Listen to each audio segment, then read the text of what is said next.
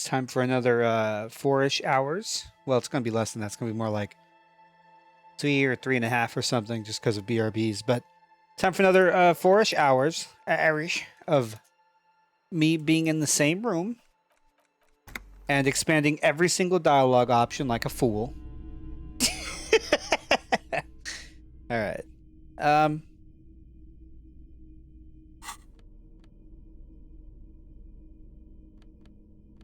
Boom books.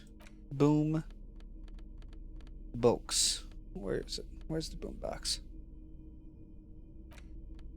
He found from a shack on the coast. The A side is the smallest church in the sentence written on it, while the B side is supposed to contain the instrumental version requires a boom box. The porter reel is just what you needed. The reel's attached to the apparatus with a satisfying click. The tape is routed behind the magnetic reader. Press play on tape. You press the large button marked Commencer, and the tape starts spinning. There's a small delay before the song starts playing. Keep the porter reel at the harmless distance and wait. Then the organ starts playing a simple, melancholic tune echoing in the hallway. A lone singing voice joins in. Oh no, it's almost already 5. No, yeah, it's gonna be closer to like a couple, like 2.5 hours or something, maybe. Telling you about the tiniest church in Cessons, surrounded by even tinier yard. You almost feel the seaside mist on your skin. It's mega sad. Mega sad. Within seconds you know, this is the one, the real shit you've been looking for. The one you trust your room to that Claudia told you about. Perform it. A click, then silence for a bit. Then the tape stops spinning. Could I sing this for karaoke? I think I could sing this. Of course you could sing this. You could take sad to a whole new level with this. And you already know the lyrics since you've listened to it like 1,000,000 times. Yup, they're all here. All 3 verses. Easy success. And the B-side of the tape contains the instrumental version. It's like the world itself is telling you to do it. Only one obstacle stands on your way. Nothing can stop me now. Gart, you have to convince Gart to let you sing karaoke in the whirling. After you've won him over, you can express yourself. Let the pain out. Make everyone understand. The lieutenant watches you pack up the boombox. He doesn't say anything. Okay. Yeah, this one. The porter reel is just what you needed. The reels attach to the apparatus with a satisfying click. The tape is routed behind the magnetic reader. Play the tape. You push Commencer, and the tape starts spinning. Violent static and machine sounds fill the air. This isn't Revachon. This is a fucking village. I can almost see the elephants. Okay. The harbor. That's the son of a Kvalson crane. He's right. When this shit is done, I'm gonna tear that place up. Soldier of the Apocalypse style. Kill shit. Dogs and chickens too. Gonna run a room, Cordy. A real nice room. I don't give a shit. I'm fucking done. I'm done mentally. I'll fucking do them all in. Rape that disco cunt on the counter. You know, the dance a whore upstairs. Do it Kohoi style. Never did get that taste out of my mouth. That's it? The lieutenant presses the button marked Arrête on your porter reel. The tape stops spinning.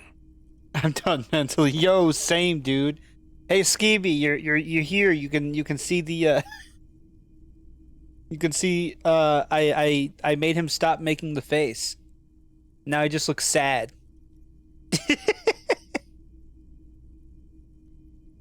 What was that at the very end? Silence? End of recording. Okay, yeah. Who do you think? What do you think, rather? It seemed authentic enough. Probably recorded off the shortwave, then edited to seem more incriminating. He sounded like he was on patrol around the harbor walls. He's depressed now. Whimsy snatched away from him. Well, it's more like we've managed to remove his outer mask. We've done away with his disco expression and revealed the sad, depressed, alcoholic old man underneath. Well, old man. He's probably not that old. Maybe like late 30s, early 40s at the oldest, but that Whimsy had absolute malicious intent behind it. It was just disco. It was just disco, man. I don't know exactly if this is what they were going for, but the way they like to describe it is it's like a I want to assume it's supposed to be like a John Travolta-esque like demeanor, like I don't know, like that John Travolta didn't do disco, but or did he do disco? I don't know. I don't know if I should. I know what I'm talking about. John Travolta. Disco. Yeah, Saturday Night Fever. Yeah, okay. I knew what I was talking about. He didn't like have an open teeth grin though. He just had the pose. The John Travolta disco pose. I fucking love that pose. It's a good pose. I agree, he also sounded inebriated. Still. You're familiar with this look now. It's his look of suspicion. There's more going on here than we know. Yeah. Who's this? Corty. Corty could be short for Cortenard, one of the other mercenaries, the one he was talking to. Probably the mountain at the harbor gates. Mr. Right to Work. What's Cohoy? A village on the Samaran Isola, in South Safre. Grad committed war crimes there, the kind of thing he talks about. You think he was there? Who knows? Maybe the tattoos would have an answer. We would need to know the story of this man's service. Okay, what now? I think we've got a few more questions for class here, don't you? This seems to contradict her testimony, at least to some degree. Right. Okay. But first, let's go play Cryptozoologist some more.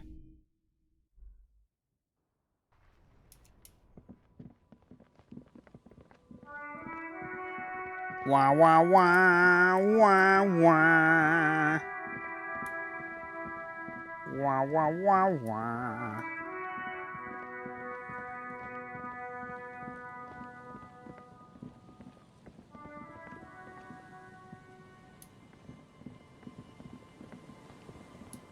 Pretty sure I remember which one it was. And it was the trap over by the campfire.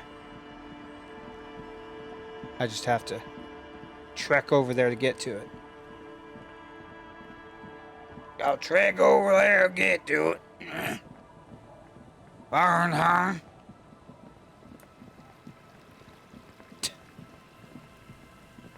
Fuck.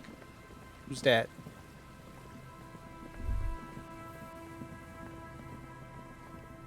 And Mikhail noticed the windows, especially with how there are no windows on the south side. This was to deal with. A blond man stands next to his son, pointing to the weather-worn ruins. He sees you approaching and smiles. You officers, come to investigate the historic subtext of West Martinez? I'm Tran Heilostam. You must be Kim Kitsuragi, right? I was just telling my son about this building. Not a lot of people realize the historic significance here. Very rich in hypertext. How do you know he's Kim Kitsuragi? Nice to meet you. Hypertext. Yes, hypertext. Young Carp and the collection of cultural hyperlinks. Okay. What was that about the windows? Oh yes, so Mikhail. They had to deal with monitor glare, especially in the summer. They still had vector monitors back then. That was 49 years ago. So they didn't have windows on the south wall. You and Kim know each other? No, I can't say that we've met before, but I've heard of Kim, of course. Mikhail, say hi to the officers. He rests his hand on the boy's shoulder. The child stays hidden behind the hem of his father's coat, clutching to his worm-themed color book. Mikhail's a little tired today. We spent all night trying to run Orbis on his radio computer. Have you heard of it? It's a programming language used in Grant. quite tricky, but he wanted to play this Grad-made adventure program. We've been getting really into Worms lately. Vems? Are they pronouncing the W as a V? The man speaks in the artificial cadence of a professor, or someone who's been on too many radio shows. But I assume you're not here for giant worms when there are so many real Worms. things to see. Just as I was telling Mikhail before, this is where the Coalition landed in '08. We could be standing on what is the most interesting landmark in Revachol West. This man is your half-brother. You feel it. But why? What the fuck does that mean? Well, get a load of this guy. He really enjoys his trivia. The Orbis programming language was named after its inventor, Victor Orbis, a cybernetician from Grad. They run Vox in the Occidental countries. Wow, we we don't have anything nice to say to this guy, do we? What's so fascinating about an empty old building? Aha! But it's not just any empty old building. He raises his hand to his eyes to shield himself from the pattering rain. What rain? Is it raining? Oh, I guess it is! I couldn't tell! All four of you turn to admire the mural before you. What not a lot of people know is, this used to be the R&D department of Feld Electrical. And Feld, which now sells ink cartridges mostly, was once a top dog in the turn of the century cybernetics boom. Hold on. What's R&D?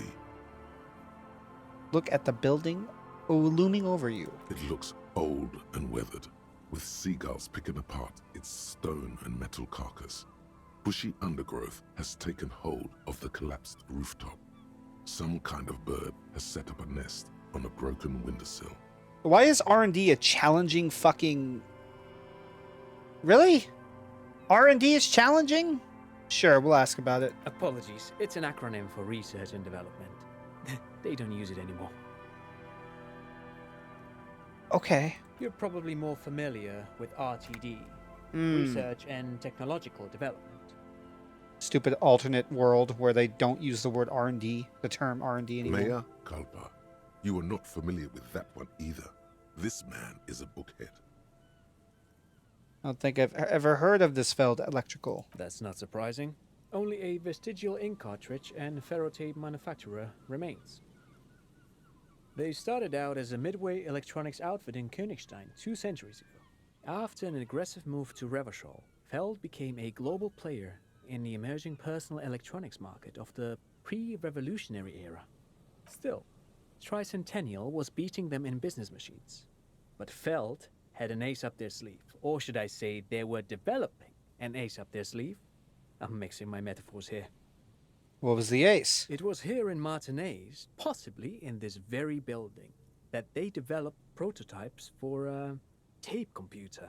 A tape computer? Is this perhaps a thing I already know about? An elegant folding mechanism of rollers and ferrotape ribbons, portable enough to be a take-it-home solution. Revolutionizing business machines, possibly even bring them to the average consumer, which is a feat of engineering even today's giants, Rehm, ICN and ZAM, haven't achieved yet. He assumes something like a combat stance, facing the wind. What happened? Indeed. What? The Oh. revolution! Okay. Unfortunately, their moonshot project never made it to the market. Feld's move to Revachol backfired. The revolutionary government liquefied their assets and expropriated those very advanced prototypes. Possibly from this very building, or one of the adjacent ruins. All of this was built by Feld, even the boardwalk. Wild Pines built Martinez proper as a resort for their middle management. Feld built this side of town for R&D. You're saying that Feld Electrical built this bird? Yes, they even built a pleasure wheel, but that got destroyed in the war. What the fuck's a pleasure wheel? A pleasure wheel? Little Tim looks wistfully at the horizon as if picturing gondolas rising to the sky. Yes, to lure in their star engineers. This part of Martinez was nothing but reeds before Feld arrived. They had to make the prospect of living here attractive. It was supposed to become a global center for innovation in cybernetics. But history had other plans. Oh, like a Ferris wheel? Oh, maybe. What happened to the engineers, the company people? Oh, I'm afraid it didn't end well for the boys. But this story is a bit too dark for little Mikhail here. Now, if you were to ask about tape computers, Sure, what the revolutionaries want to do, what did do with the tape advanced tape computers? they used them for military communications. Fuck. But also to write and send out press releases. The most notorious example being Le Decret de Mars. What was that? What's the Mars Decree? I mean the radio transmission sent out to news agencies and world governments by the newly created Commune of Revachol on the 7th of March in the year 02. A short-lived legislative foundation for a short-lived utopia. It's a beautiful piece of text, actually. A singer-songwriter I know, Charette, called it a love poem to Revachol on her political concept album, Bon Baiser dans ce Lind. You should read it. Every local library in Revachol stocks a copy of the decree. I tried to get Mikhail to memorize it. Tried to. Someone was much too interested in worms to be paying any attention. The kid takes a peek at the green and silver worm on the cover of the book, already forgetting about this part of the discussion. Okay, hold on. This word is starting to hold no meaning for me. Hold on. Define.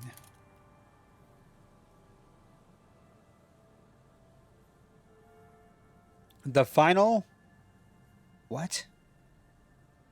Worm. Worm. Final Pleistocene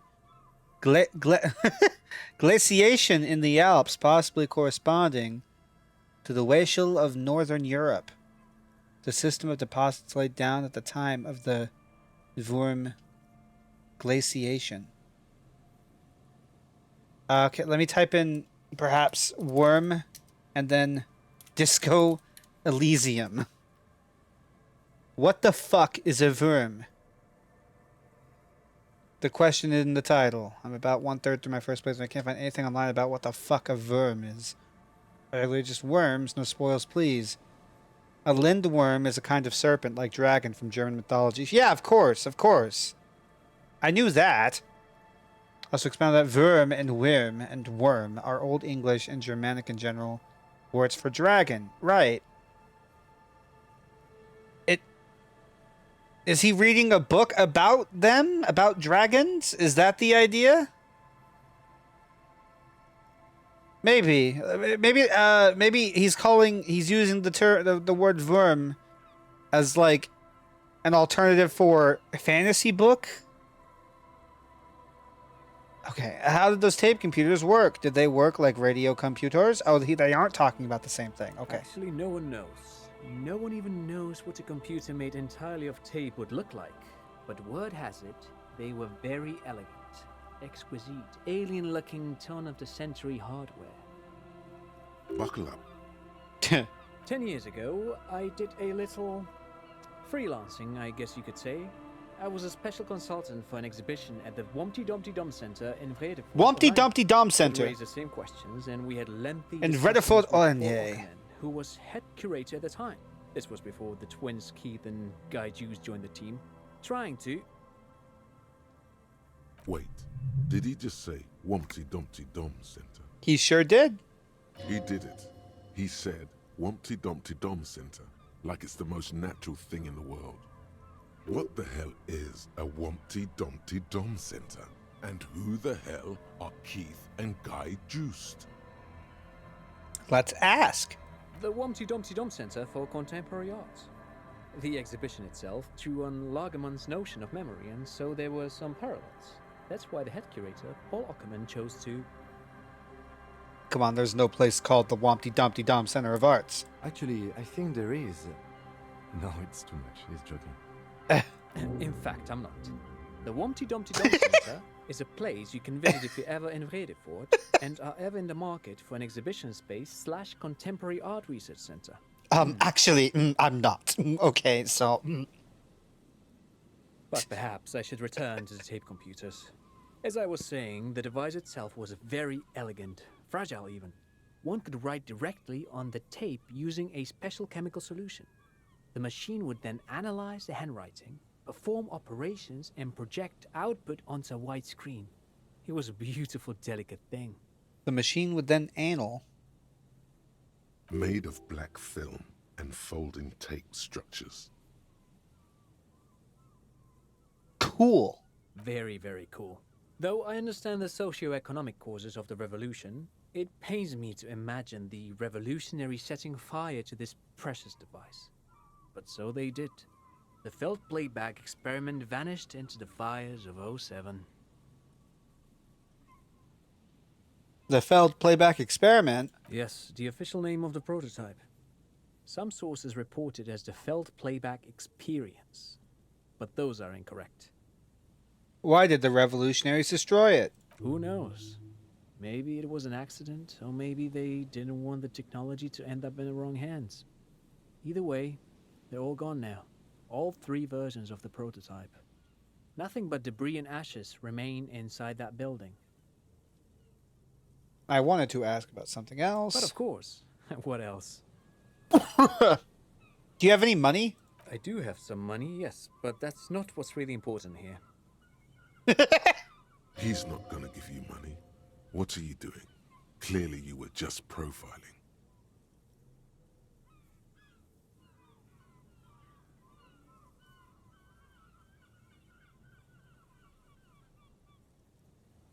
I don't want your money. I just want to see whether my profiling skills were working. Of course, Detective, I wouldn't have assumed anything else.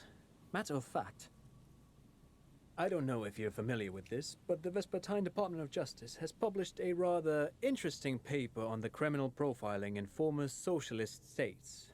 Have you read it? If not, then you definitely should. If not for tips and tricks, then just for theoretical curiosity.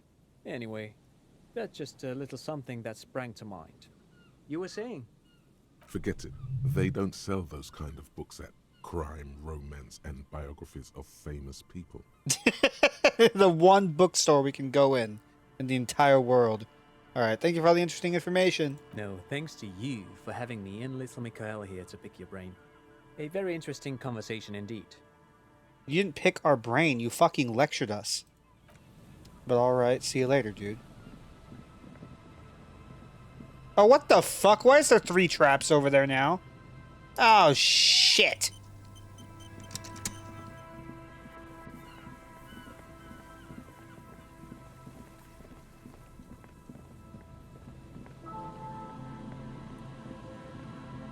Man, what? What the fuck? Why?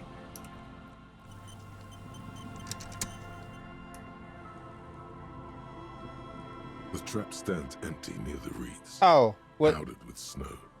No insect sounds or movement around. Only the reeds' apprehensive hissing. Oh, it's fine that there's 3 over here. Okay, whatever. The locusts, dazed from being I thought I'd have to, like, transported, guess which one it slowly was. begin to acclimate to their new surroundings. They're not really going to get the chance to get comfortable here. Good, now that's done. When do you think we will return to our impending apocalypse of a murder investigation? Don't answer that. It was a rhetorical question. He doesn't want to, but if there is one more cryptozoological runaround, he must force the investigation back on track. This better be it. I gotta report to London again. Talk to... Yeah.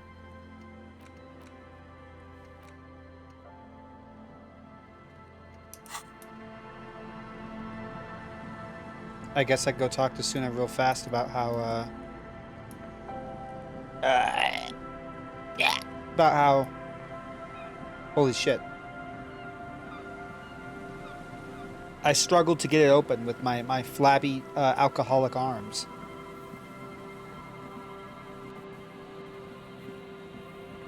With my decaying form.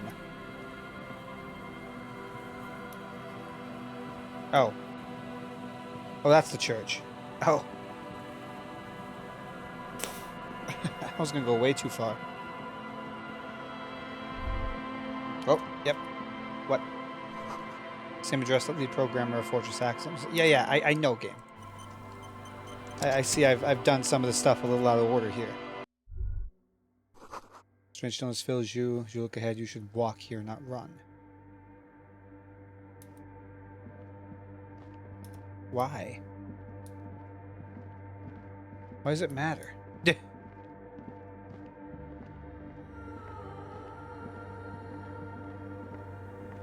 Oh, because it's a religious... Yes. What is it? About the offside copy you asked me to bring. Yes? I assume it's not this production schedule. No. That's the production schedule. Yeah. I don't need it. The right filament memory has off-site copy written on silver tape. Yeah. She doesn't care how you got your hands on that thing. I found a note from the Ice Bear fridge. It says the offsite copy had been moved to a safer place. Wait. A note from whom? Did it specify where they took the filament memory? It said the offsite copy had been taken to a nearby ice cream maker. The note was signed by someone named Solisla. Jawiza. Of course. Our project lead, Suliswov Jawiza. God, he was always so hell-bent on keeping the copy somewhere safe. That feature creep and the Valley of the Heads. Like it would have made a difference. The offsite copy was perfectly safe when the data loss happened. That data loss was anomalous. And the heads... I won't even get into the heads. Millions of them.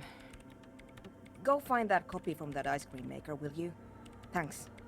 Valley of 1,000 Heads. You like the sound of that. We know what she's talking about, conceptualization. I found the ice cream maker, but I couldn't get it open. It's completely frozen. This is getting ridiculous. Can't you just defrost it? Or, I don't know. I don't know about the ice cream maker. Just figure something out. So why can't you go and get the filament yourself? The bookstore lady hates me. Says I'm part of the curse. Whatever that means. Why does she think you're part of the curse? Because she's from Martinez, and people from Martinez have never ever seen a radio computer. She thinks it emits elemental evil.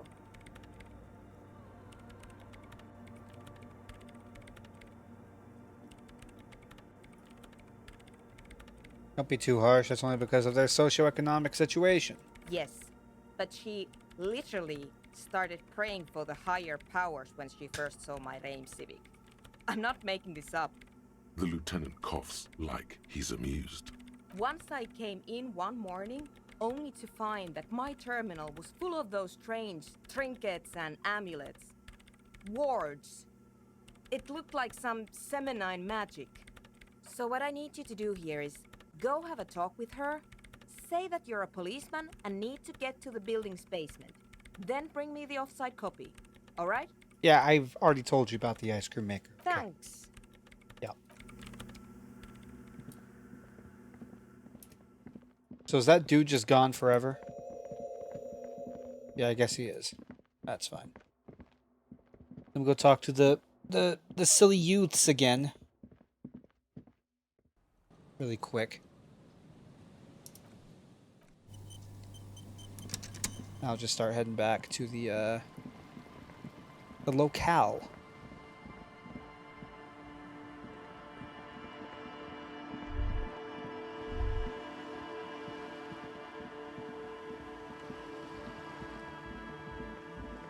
Hello again. Nope.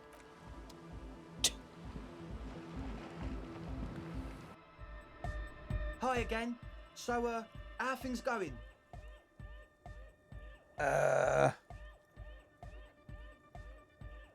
I could try and get more logic, I guess. Goodbye, officer. Huh? The large-headed youth has closed his eyes, lost in the music. Sensing you, he opens them.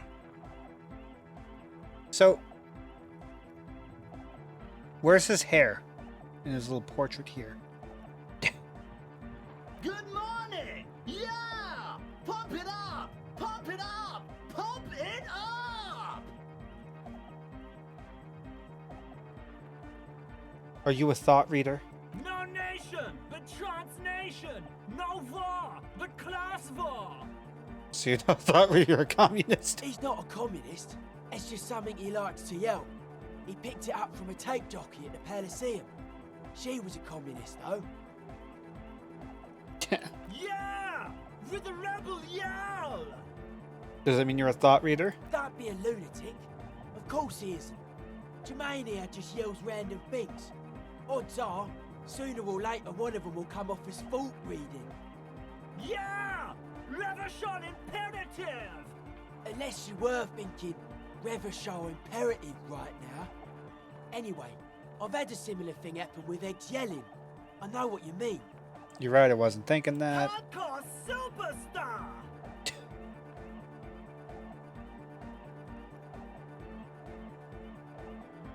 It's good you're not a communist, and we should be an ultra-liberal. What the fuck? I've already looked this up. Ugh, ultra-liberal.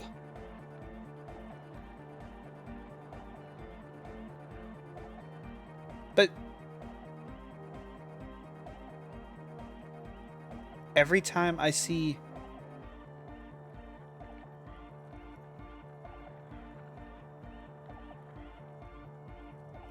I don't know. I never understand. Or maybe it means something different in accordance to the video game? I wouldn't think so, but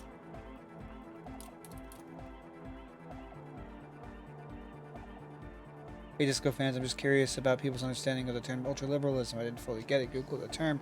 It sounds awfully close to a right-wing pro-capitalism standpoint. Determine what it stands for just does not seem congruent with what I understand as the common use of ultraliberalism. So I'm missing your thoughts. Economic liberalism is another word for capitalism. Ultraliberalism in Disco Elysium is ultra-capitalism, which often aligns with right-wing ideologies and economic policies. He says that liberalism is a political ideology that supports freedom of the individual, which often results in free market, self-regulating capitalism. Liberals are often socially progressive but economically conservative, so ultras are often very close economically to right-wing economic standpoints. Liberal as used in the US is not really how the rest of the world uses the term. One blatant example being the Liberal Party in Australia being the centre-right party, referring to economic liberalism. And the political compass is silly and simplistic, but very marginally less silly and simplistic than the one-dimensional left-right view of politics. And you might consider the libertarian right-wing quarter of that to correspond to liberalism/ultraliberalism. They're not directly equivalent to a specific contemporary real-world social movement, just like the fascists and communists and moralists in Disco Elysium are an amalgam of different real-world groups and ideologies, but consider people who describe themselves as classical liberals. USian libertarians of the married gay couples protecting their marijuana crops with guns, also taxes, theft, variety, gold standard wonks, but also Thatterite and Reaganite trickle-downers, Austrian school and Chicago school economics, and rich people who just don't like paying taxes. Okay, so for the incredibly to very, very, very much dumb it down, because the United States makes everything confusing to the rest of the world, ultra-liberalism would be conservatism. Okay, gotcha.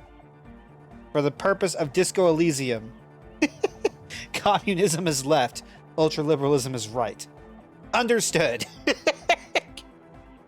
Why aren't you a communist? Communism is the truth. I could be a communist.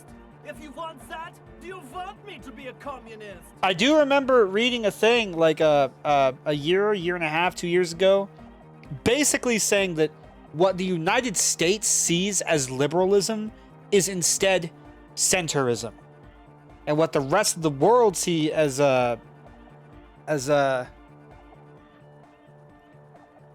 yeah. What we think is liberal is instead very center. It's very normal. Please don't turn him into a communist.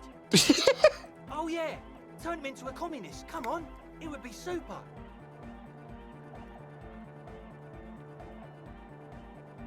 Be a communist, egghead. The future needs your help.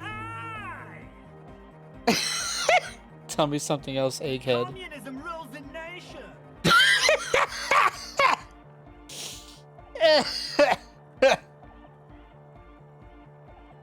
Almost there. Could use just a bit more work. The worker must move your ass. Still not it. I'm sorry. Is your real name Germaine? Dark hardcore. Jermaine Egghead. Basically, yes it is. Why are there lungs on your belt buckle? Lungs are for love. Why would lungs be for love? When Dolores Day was anointed innocence, her lungs started glowing through her body. for the world loved her, and she loved it back. Yeah! Why wouldn't they be? Are the lungs not the place where you hold the breath of your soul?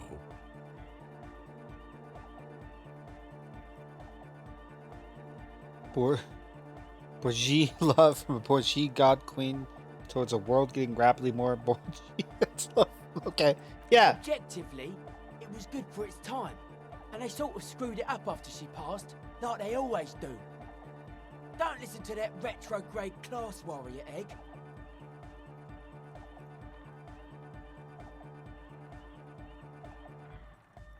Okay. All right! Here comes the night! Let me quick save. The large-headed youth. Good morning, comrade. Yeah! Do it. No. Damn it. That would be silly. Your body isn't for thinking. It's for robust, wholesome things. Things like discus, javelin, and 400-meter hurdles. Discus.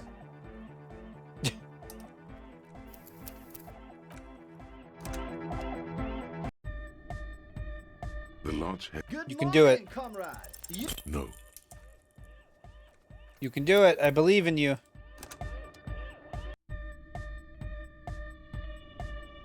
The large-headed youth has closed. Good morning, comrade. Yeah. You know it in your lungs where the pressure should vibrate, in your heart that's alone, and in your solar plexus where the hits should land. So does every caudate animal. Needs more bass. What?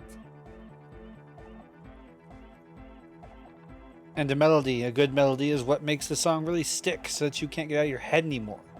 Wow, okay. We should start with the melody. But where would we get that stuff from? I don't know. I was thinking you would know. I'm sorry. I don't know anything about Nordic music. I'm just the party boy. I get the people going and say it's hardcore.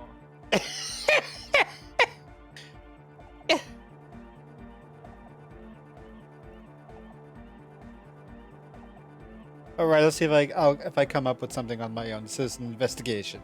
The young man falls silent with appreciation. He even tries to contain his smile, as if it could hinder your investigation. Basically, what you need to find here is a tape with some banging music on it, so that Egghead could use it to remix Van Eyck's jam. Yeah, maybe that street hawker across the pawn shop has got some tapes to sell. That's just an idea. Okay, okay. Anyway, that's all yours to figure out, Copman. Sure. Copman! I will go look, or unless this is the tape? Tape! Yeah! Spin the tape until the space escape! Yeah! I don't know if I want to give up my fucking smallest church song, but sure. Righteous! No! No, can't do! This is gonna make people sad! This isn't sadcore! Okay. Communism forever! He fucking hated it. He didn't like it. Where the fuck do I wash the jacket?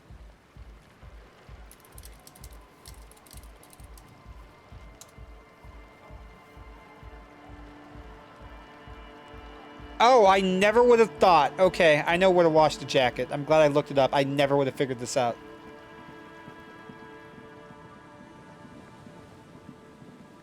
Usually, when I look things up, I'm glad I did so.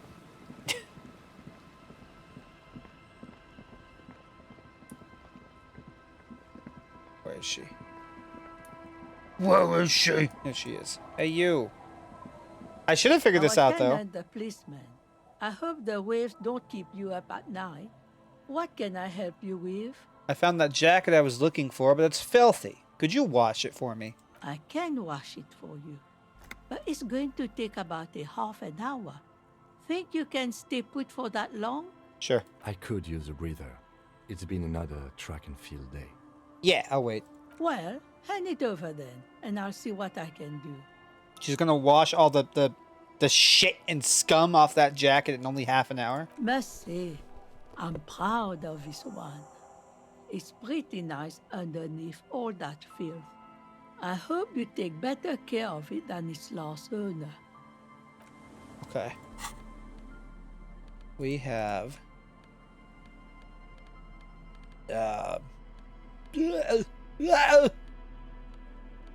Where the fuck is...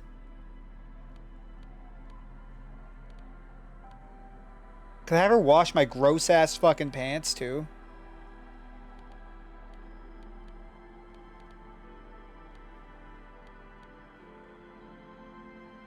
I don't remember which jacket it was anymore. Was it... Nope. I don't remember where the fuck it is. What-oh?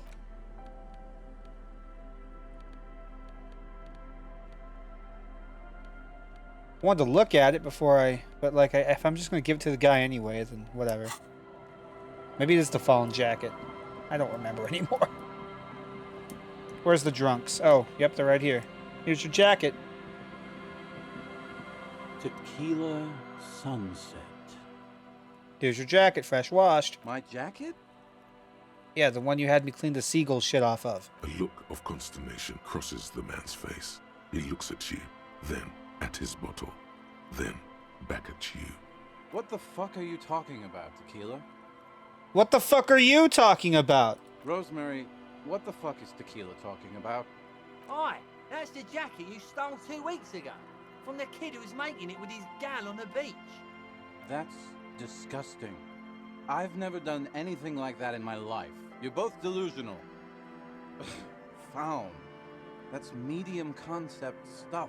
Are you fucking serious? It becomes abundantly clear to you how this man managed to lose his keys, business, friends, and girlfriend. I'm calling it. It's neurological. You're lost. I'm keeping the jacket for myself then. That shit is so medium concept, I wouldn't touch it with a stick. But yeah, okay. I'm sure it looks great on you. It's an okay jacket, if you're into that look. Okay, I'm gonna leave. Okay, let's step aside for a second. I have something I want to talk about. What? What? I've been meaning to have a little chat with you about your sense of style. My style? What about it? I'm glad you finally started dressing a little more like an officer of the RCM. Keep it up. Yeah. Your half-brother is proud to stand beside you. Regular cop, regular clothes. The lieutenant regards you for a moment, unsure whether you're making a joke or not, and if so, whether he should acknowledge it. Right, detective. You are one regular cop. You know the expression, the clothes make the man? The right outfit in the right situation can make all the difference in the world. I'm not taking style tips from someone who dresses like a mega binoclad. Okay, you're a sharp-dressed man. We could be style buddies. Let's not get ahead of ourselves, detective. A warm smile. Anyway, we should probably get back to the case. Let's go.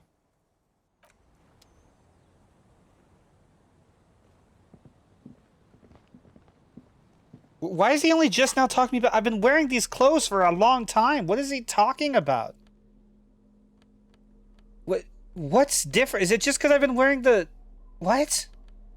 Kim, what are you talking about? Hi, Robbie. How's it going?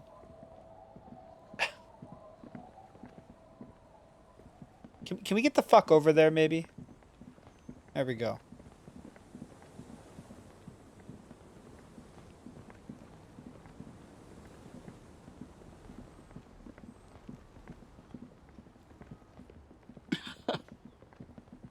Puffy, I can't tell if your laughing is genuine or if, like... No. Are you actually amused, or...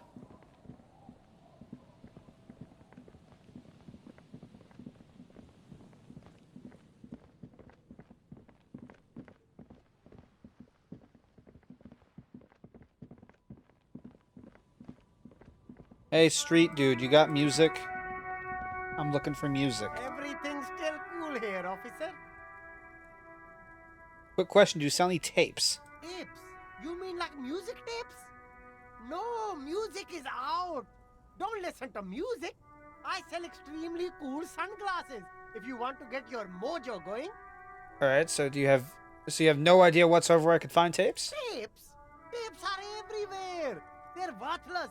Kids throw them in the trees. There's one in the bushes, right behind this lorry. What? No one would ever throw a good pair of high-quality plastic sunglasses in the bushes, mister. You should have a look. It's better than nothing. And where are you from, Silin? I don't want to say his name wrong. Me?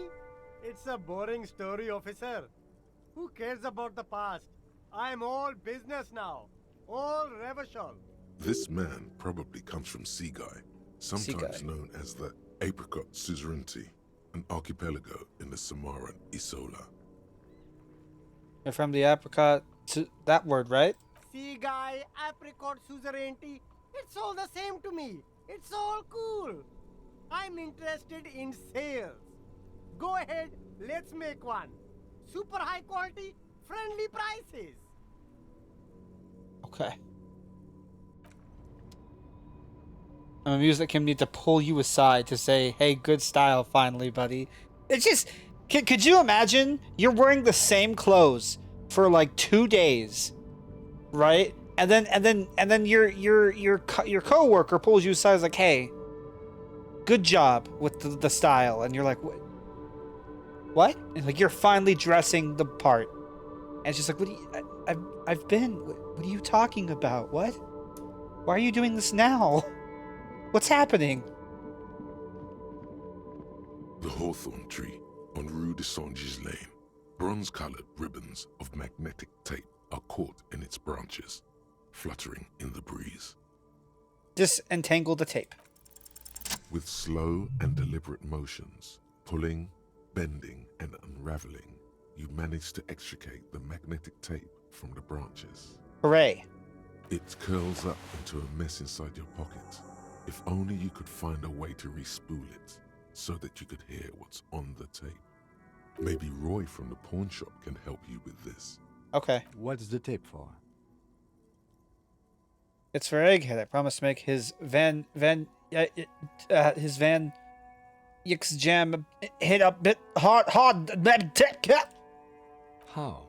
It's broken and unspooled. Do you think your new buddy knows how to fix it?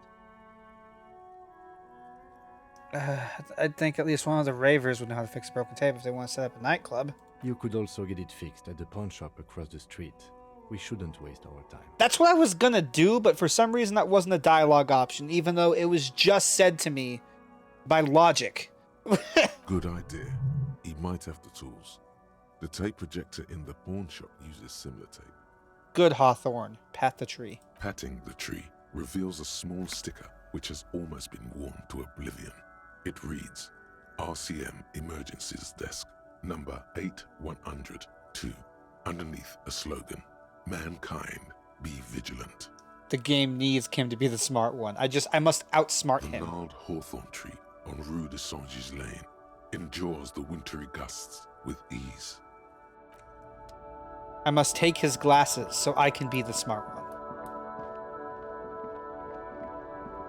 The shine on these sunglasses lasts a lifetime, officer. 100% guaranteed.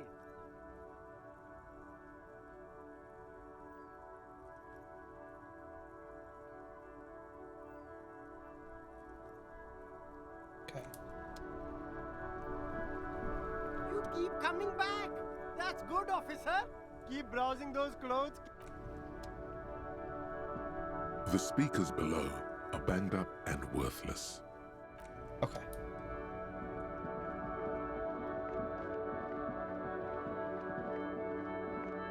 Good ambient song we have going on here. Hey Roy, can you fix a tape? Hello again. How can I help you? Hey, do you know how to fix this? You mean re-spool it? Yeah, I do, but... Ray, could you do it, please? This is important. You need to be able to play this tape for someone. But I'm not some Mr. Fix-It. I'm a pawnbroker. If you want to pawn the tape, sure. Although it looks pretty... worthless. But Roy... Just explain why you need this so much. He's bound to understand.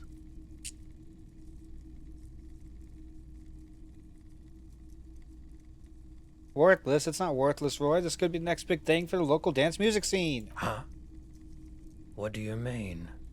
Do you know that old church down the coast? Yes. What about it? I met some young ravers near the place. They want to turn the church into a nightclub and play some weird neo-disco beats there. They call it hypnotic dance music. I promised to help them with that. Is it any good? The music, I mean.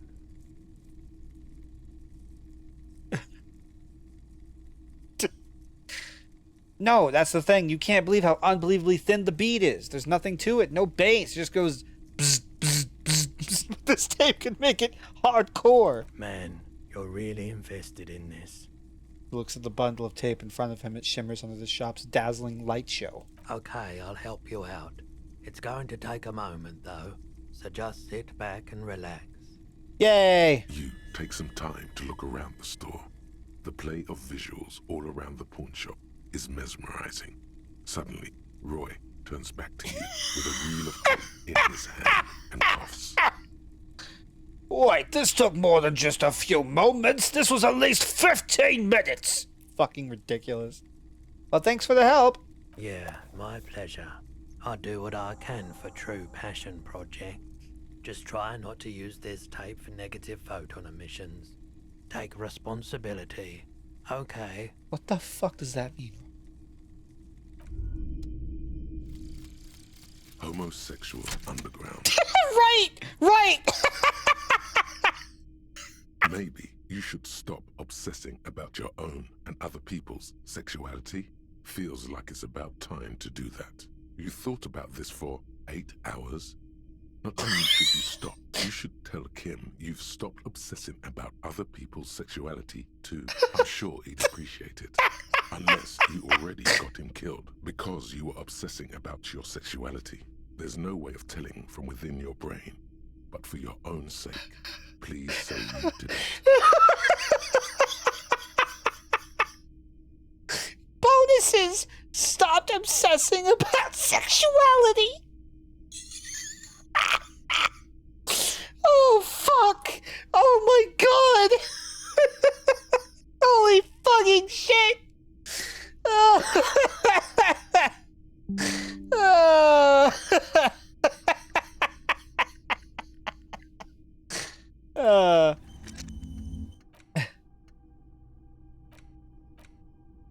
Yeah, there's nothing else to it! There's nothing else to it! That's it! That's the bonus from the thought! There's nothing fucking else to it! That's so fucking funny! Oh my god!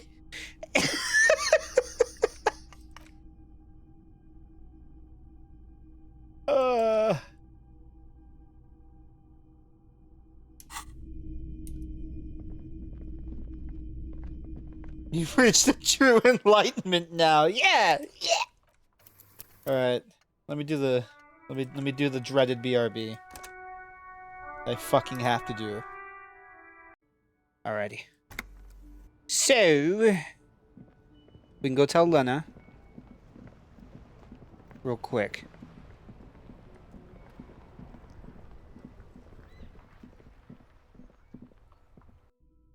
That I no longer think about people's sexuality, that is.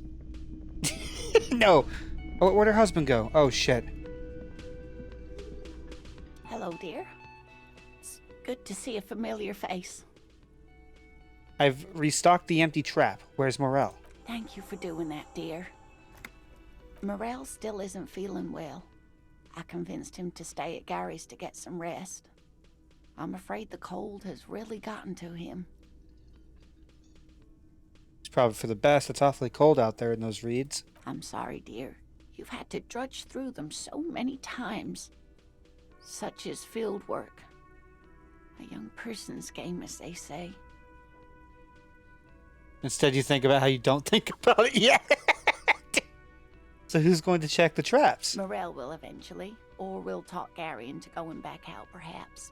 The lieutenant stares at his shoe, caked in mud. He doesn't say anything.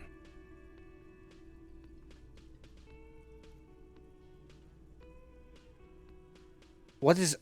Once more onto the breach, then? That really is too much, sweetie. Thank you for your dedication, but I can see you're coming down with a cough yourself. Very strange. Why is she not letting you do this? It's like she's given up. Lana, what's wrong? You seem different. Different? How? You're not telling me the whole story. I'm not. It's not that. What is it? It's a strange feeling. I haven't really told this to anyone, but you are a police officer. Apparently. And when a police officer asks, you must answer. Do you ever wonder if some lovely story from your childhood is just that? A story? Or a dream? Hunching her shoulders now. She seems even smaller than she is. Like a sad young girl. Seeing the Insulindian phasmid was just a story I used to tell people. I didn't really think about whether it was real or not. But Morel told me you'd seen it. You also told me. Morel's so proud of it. He always tells everyone. You seemed ready to believe it happened. Doesn't that count for something? No, sweetie. There's more to it than that. Morel was so eager to believe my story was evidence of the phasmid's existence that I'm some queen of the cryptozoologists. That. And for years, his belief made me believe too. But now, we're both getting old, and he's still working himself sick out in those reeds looking for it. But what if I was just wrong? I think I was. The lieutenant opens his notebook, but doesn't write anything.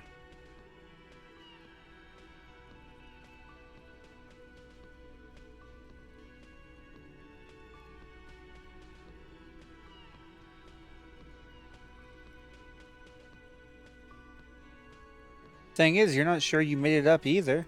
I'm not sure of anything. Sometimes I still see it, you know. The real memory. Not the memory of the memory, but it's so hard to tell the two apart. Either way, I should go. Poor Morel is running a fever, and I need to get him home to Jamrock before we overstay our welcome with Gary.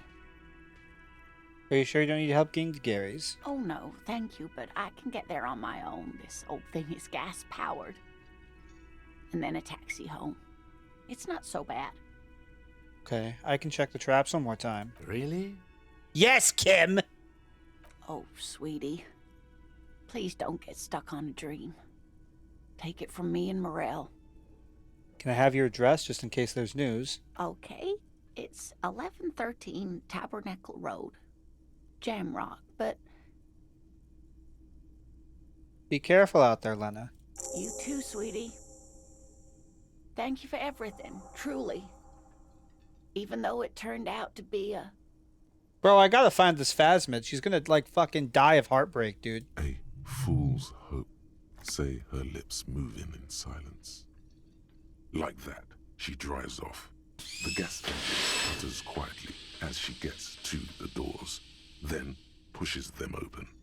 Outside, it's snowing. We should go too.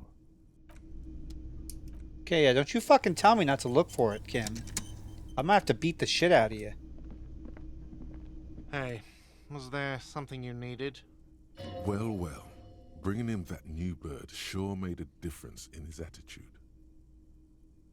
Gart, I need to sing karaoke now. No, you don't. It's not happening. He tries not to look at you. It's dangerous to acknowledge the karaoke man.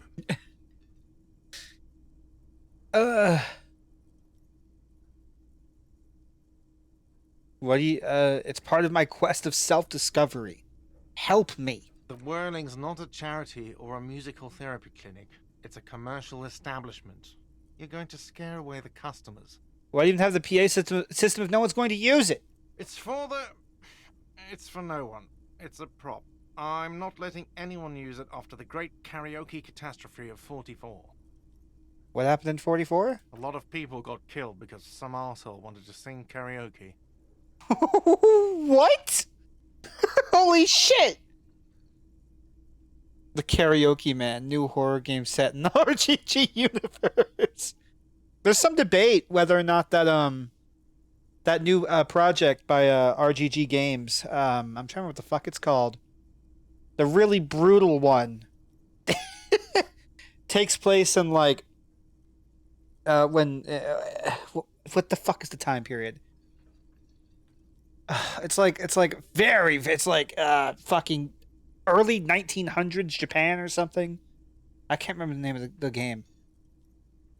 Anyway, people are debating whether or not it's like actually a prequel or if it's going to have any sort of relation, if it's set in the same game world or whatever as Like a Dragon. Anyway, it's not a prop. It's used for your clients. I know it's used. Okay, yes, it's for some clients. I'm a real client. I've paid my bills, and I have the right to use the karaoke machine. Ha! Well, we don't have any tapes. They all got stolen. It's all right. I have my own song with me. The man in the vest and the violet shirt stares at the tape you've just given him. He begins to frown. Hard. This is the look of a man who's defeated. He knows he's out of excuses. Fine, fine. Climb on that stage and do your thing. Just get out of my hair. I'll plug it in for you. Damn this karaoke machine. Holy shit. I'm having it uninstalled, he mumbles to himself. Amazing.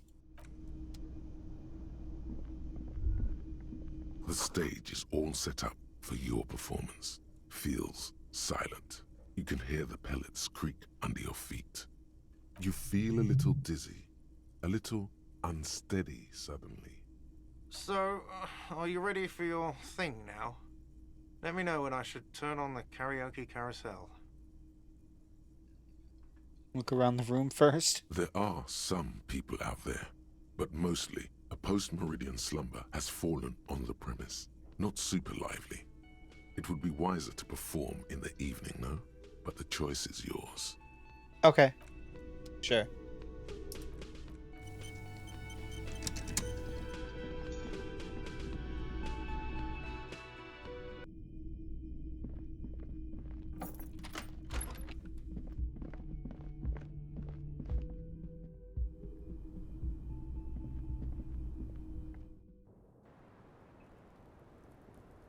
I was just thinking, what a nice day for questions pertaining to a murder investigation.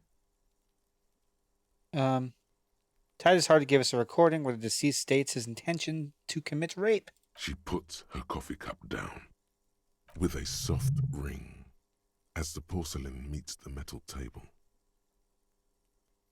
Did he? I never said he was a good man, or that he had good intentions. Only that he was never bad to me. On this tape, he specifically identifies you as the target. Where did they get this recording exactly? It's intercepted radio chatter of the deceased, recorded via de-encryption station. It's authentic enough. Does he say he's gonna do it Soldier of the Apocalypse style? With the exact words he used. Yeah. That was practically his pickup line. A memory surfaces in her tired neocortex. It's not entirely unpleasant. Did he say whores a lot? Was he pretty much on the verge of doing it Kohoi style? Yes. He liked the way it sounded when he said it. As to Kohoi, he wasn't actually there. He didn't do a tour, or at least didn't tell me he did. Would have been overkill anyway. He lived his own little Kohoi. It wasn't his everything. Why do you say things like that? Machoism? Yes, was he bragging? Or machismo, rather? Oh no, I'm pretty sure he did all those things. Then integrated them into his idea of normalcy. To keep on living. Until they just sort of turn into his, what's the word I'm looking for? Persona? Running joke. I was gonna say running joke. And it sounds like you didn't even get the good bits. Lely's punchlines got way, way funkier than that. He was like the Seminoles conflict, the Khohoi massacre, and the 36 famine in Yezud all rolled into one person, then cast in Orani's ceramic armor, which he wore in bed and in the shower. I loved how my fuckmate liked to talk about raping me and stuff. Jesus. And you spent time with this person romantically. We're all scraping up any happiness we can find, officer. Going around with our little scouring sticks. You, your first love, Mr. Khohoi here. Did he tell you he had actually done any of those things? He in Martinez, I mean? No. We were too busy laying waste to our own nervous systems to direct any of the fury outward. He seemed happy, I guess. At ease. As much as a man like him could be. What kind of man was he? Before you go, ask for details. She seems okay to talk about it. Thank you for clearing that up, miss. Whenever you're ready. I'm interested to hear what Titus Hardy has to say now. She takes a very small sip of her coffee and smiles. Now that you've had some time, can you tell us more about the victim? Like, for example, his name? Actually, officer, I didn't know his name. I just called him Lely. A nickname? I guess. He came from Lelystad. It's short for that. And it was his army name, apparently. He said his real name wasn't his. I tried to pry it out of him, but it was no use. Lelystad. That's a good start. We have a few questions you can help us with. A few things a field autopsy alone can't answer. The young woman cranes her neck, trying to catch a glimpse of the page the lieutenant passed to you. On it is a list of autopsy observations recorded neatly in blue ink. Everything left to be clarified is in the column on the left. Where is Lelystad? The place I mean. In Oranje, officer. It's, I think municipality is the term. A nowhere town there. The Lelystad municipality has few boroughs and even fewer cities. It's made of agricultural plots near the border of Gottwald. Executive summary: cows, silos, and wheat. Oranje? Oranje's map of waterways? This fits with his tattoo. You were almost right, officer. That means his race was occidental, not mondial. I'll update the form. You were both from Oranje. Oranje. Yes. We were compatriots. Did that bring you together? No. He was too old for that. And from another part of Oranjenrek. I didn't even understand his accent. What brought us together wasn't Oranje. It was bad habits. Sex, alcohol. Yes, electrochemistry, thank you. Speed. Probably also sildenafil. Sex, electrochemistry.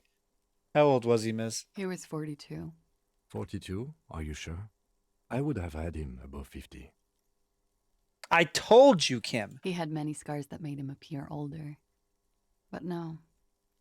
We even celebrated his birthday, like, some weeks ago. It was a funny 2 days. He had little reason to lie to me. Looks like you were right, officer. Points are good. Have one, you old dog, before we all die.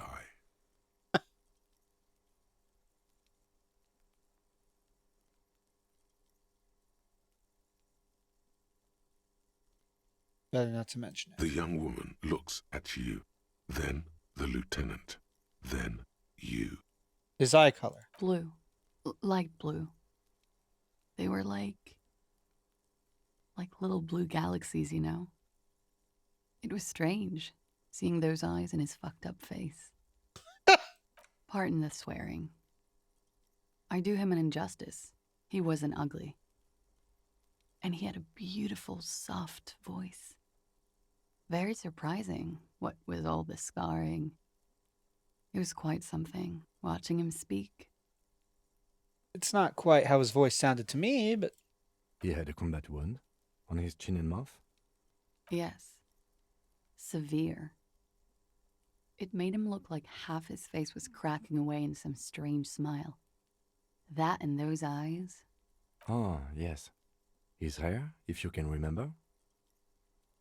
It was light brown, almost blonde. He darkened it with brilliantine, made it oily. Not nice to stroke.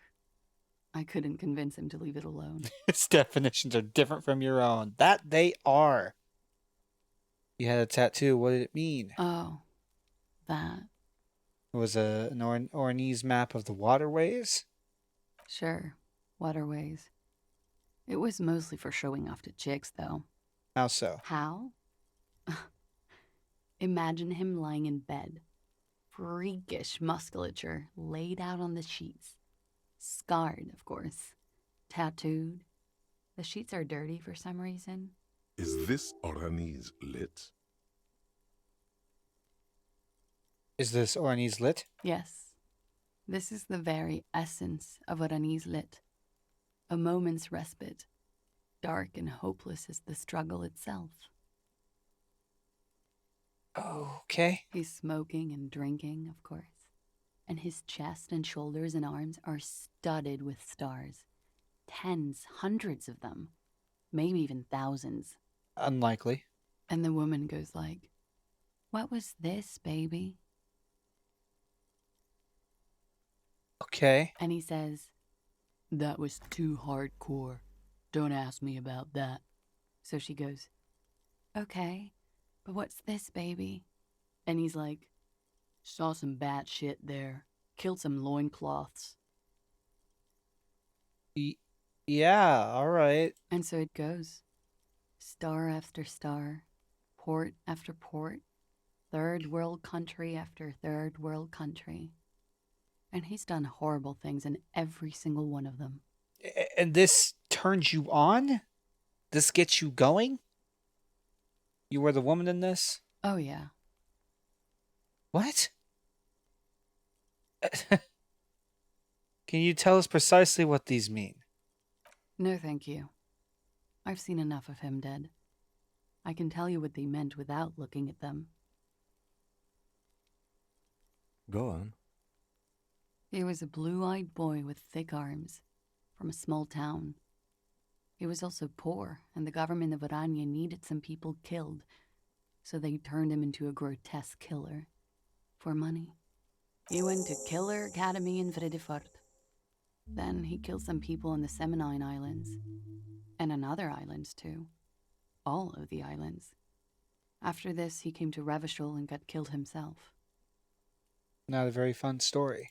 It is when you're high. It can be very exciting then. You have the tools to deal with it. It's not a very nice story to remember when you're sober. A change of topic? Okay.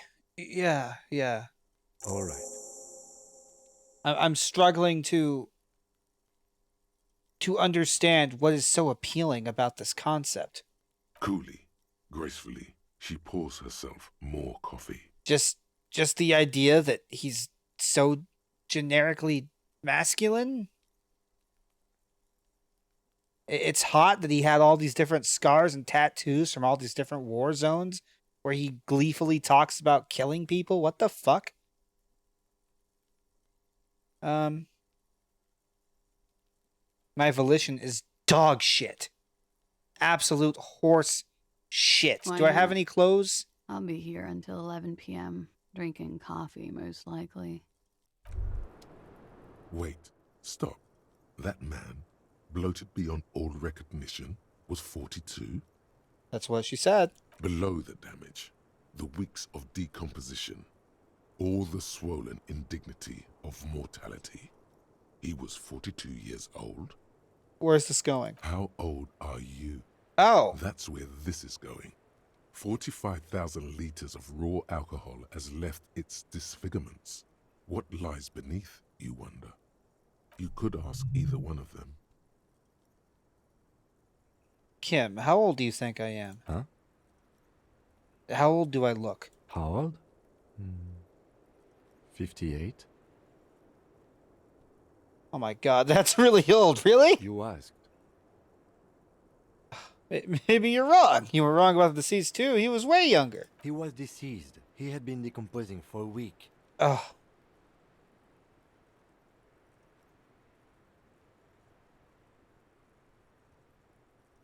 The ravages of Al Ghul are nearly as extreme as that of death itself, Lieutenant Kitsuragi. There's silence. Then a little more. Sure, you're 42. Let's go? Wait. This requires scientific measurements. It does. Bring it on. I'm not afraid of the truth. To the laboratorium. Thought gain date of birth generator. Fuck yeah.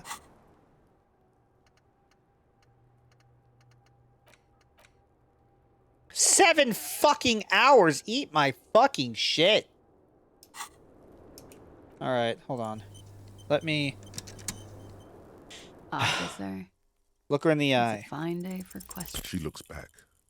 Time moves slowly. The triangles of her face rearranging into a weary smile. Don't worry. We will protect you from her beauty. We will consult you through the reefs and sounds of her persona. We will see through deceits. You are shielded. You are wise. What's happening? You are advised. There are muscles on long white bones that line her limbs, just below the silver jumpsuit. Miss Oranje Disco Dancer, you want to put your hand on her back and feel it arch. What is happening? Nothing. Just time passing. Don't worry. You are not a fool. Anything out of the ordinary and you would be notified. What the fuck? Air moves in your windpipe. Your heart beats. You're a detective. Get back to detecting. Am I being beguiled? She presses her elbows against her waist and slowly turns her head. Her hair brushes her shoulders, making a small hissing sound, almost imperceptible. Avert your eyes. The strange moment ends. It was brief, no longer than 2.2 seconds. Okay. All right. The fucking Christ. Do I have any volition clothes, maybe? At all? Anything?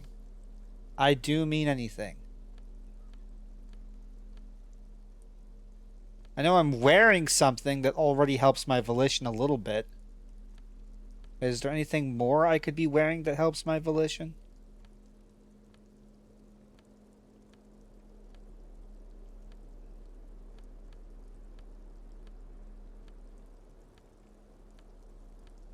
No. Okay.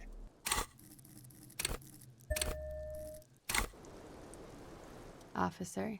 28% What says brings now. you up here in the rain? And I do want the thing. So let me unlock a node. Date of birth generator. Internalize that shit. Your face looks like it's 58 and your body feels like it's 60. Your mind feels like it's lived for 100 or for 1 day or 100. Both longer than they ought to be, the day and the century. But for how long, then, has this thing attached to your sentience? This thing attached to your sentience walked this planet's crust. Time to start racking those brains of yours, Elder One. When and where were you born? Anything I'm wearing aside from the 8 eye that affects my volition? No, even this thing's improving my volition a bit. Jesus, it just must be a hard fucking... Alright, hold on. Hold on. Officer. What brings you up here in the rain? Just like the last time. Light brown eyes look back at you. All is as it was. You feel cigarette fume rise from her lips. She's just as beautiful. Don't worry. We will protect you from her beauty. Yeah. Okay. This is how you play these video games, right? This is how you do this? Officer. What brings you up here in the rain? Soft, light brown eyes look back at you, directly into the space behind your eye sockets. You see the smoke rise from between her painted red lips. She's beautiful. I have bad news for you. What? You know these guys? Who? Me? Yes, you. He's talking about you, you boring stiff. You too. Me? What did I do? These guys are compromised. She's got them singing along to her tune. The little bleeps and bloops you trust for info. You can't trust them anymore. Oh my god. Believe it. Which ones exactly are affected? There's no way of knowing. At the moment, I'm afraid it's best to assume all of them. Bullshit, man. I ain't compromised. Especially that guy. That guy's the most compromised one in here. No fucking way, man. I just want a drag of that sweet menthol Ziggy. Really? Quick. Tell me what's under her jumpsuit. Glory. Truth. Softness. Protect her. She wants you. How did this happen? How it always does. Through subtlety. What can I do? There's nothing you can do about it. You are how you are, and she is how she is. Things will go as they do. Can't you turn them normal again? No. What use is this, then? It's better to know you're being played than to be played without knowing it, is it not? Does this mean she's been lying to me? I think it's safe to assume, yes. Mr. Thespian here hasn't been speaking up. If he were, I suspect there would be paeans to her truthfulness.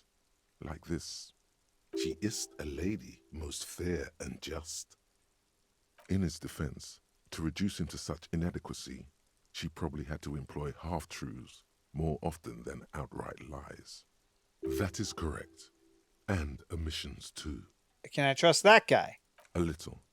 They're all still of limited use, interpreting things to the best of their ability. Maybe they add flair or something. I wouldn't know. I don't add flair. But when it comes to assessments of character and factual accuracy, they are not to be trusted. Not with her. Can I trust any of them ever again? Don't be melodramatic. You can trust them. Just not with Miss Orange Disco Dancer here. What the fuck is Orange? A light green speck and imperfection on the outer rim of her right iris. It sparkles. What is her plan? You can't draw a sound conclusion. The one who usually does says, she may want to control the information rollout, not to become a suspect. She may have a past she's escaping, unrelated to this case. You doubt it's something truly insidious. Sure, but even then he's still like under her spell or whatever, right? So see? It's oddly moderate. Yeah. Probably compromised. Talking myself long enough, let's get back to it. Don't worry. It's only been 4 or 5 seconds. You've got this. Close your eyes, let the moment pass. For a second, her face disappears from your cornea. Only a silvery negative remains. Still smiling.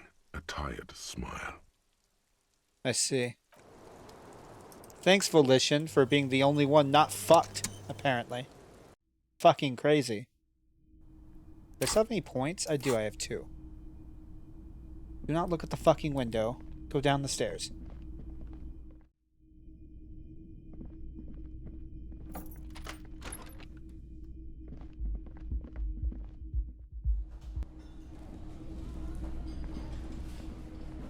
Oh yeah, can I tell him I don't give a shit about sexuality anymore? Hold on. Hi again, Gendarme. Oh. Never mind. Bye-bye, Gendarme. Hi, Titus. The clowns are still hanging around. What is it now? Will you ever stop lying to me, Titus? So I talked to, her about the tape. And? He tenses immediately. Chest tightens. Jaw sets. Ready for another blow. And nothing. She stands by what she said. That fucking fucker. You're the worst cops in Revachol. I gave you gold on that tape. She pretty much laughed it off, Titus. Fucking fuckity fucker. And what did she say then? Fucking fuckity fucker. That it's fine. People are supposed to be like that. Anything she seemed turned on by the whole door gunning thing. Yes. In fact, I think she thought it was a little funny. Funny? No Good goddamn psycho whore. Alright. All fucking righty then. I guess it's good then. Fucking. Please try to control yourself in the presence of visitors, Titus. This is just perfect. Just fucking perfect. Any thoughts on this, lawman? Maybe she isn't who you thought she was. Nah. I know her. She's just a girl. In over her head.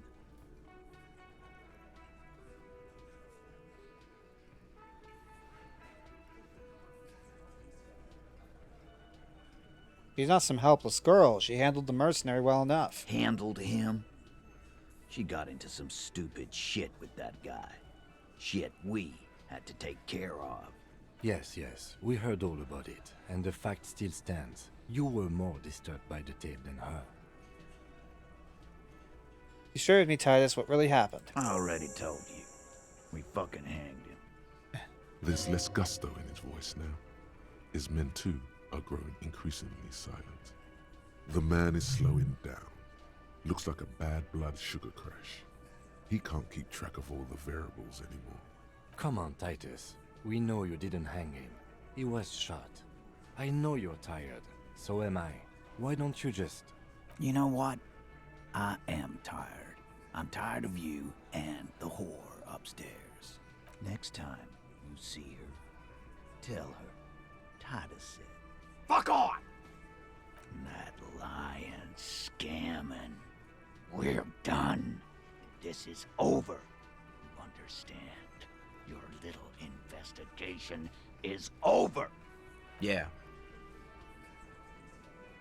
There's a silence in the room. Elaine starts saying something and thinks best not to. On the floor, beer drips out of the can into a small puddle. No one does anything about it. What is this quiet funeral shit? What we need is some beers in us. Bartender, 20 beers for the Dock Workers Union. Why do we make it 40, huh? Why do we make it 100 beers? You're not loud enough. 100 beers? Now we're talking. Hoppity hop over here, cafeteria manager. The window might be closing. The more beers they get in them, the less cooperative they will be. Convinced Titus he's being manipulated. +1, mentioned surreal play. +1, strange reaction to bullet. +1, compromise skill set known. +1, Angus can't take pressure. +1, warned about the tribunal. +1, discussed eighth party. I am not going to give a shit if this fucking fails, but I am going to check and make sure I don't have some rhetoric I can equip.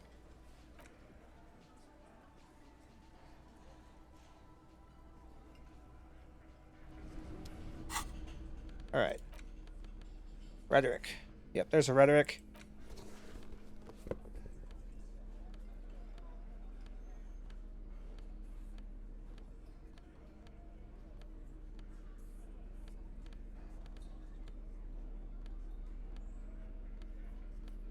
That's -1 rhetoric.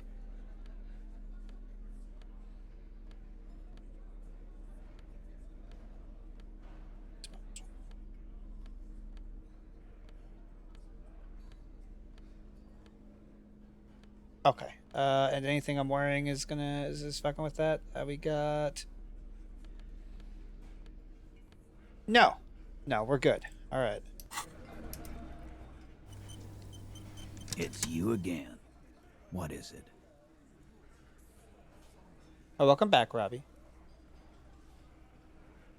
You are being manipulated, bruh. Clausia is playing them like a fiddle. Tell them how bad they got played, and they'll tell you the truth. There are many ways to go about it. All of them really good. Oh,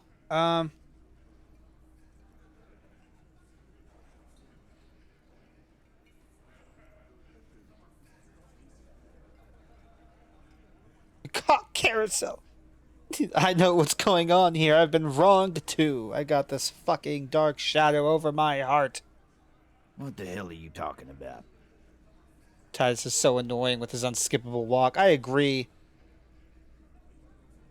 As I awakened into this world, something came with me.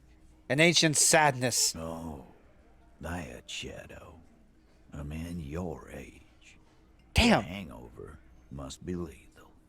I never thought I'd say this, but maybe you should cut back on the drink. I'm on day 4 of being sober. That is a lie. You should cut forward on the drink. Electrochemistry, you should leave. That's enough for the shadow now, officer. Let's do procedural questions, or even, why not take a little breather? These working class oafs don't know how to talk about feelings. You shouldn't have opened up to them, or anyone. No, it's fine, Rhetoric. We're going to improve you a little bit. We're going to be all right. Everything's fine, Rhetoric. Look at that, Rhetoric. You're level 5 now. It's you again. What is it?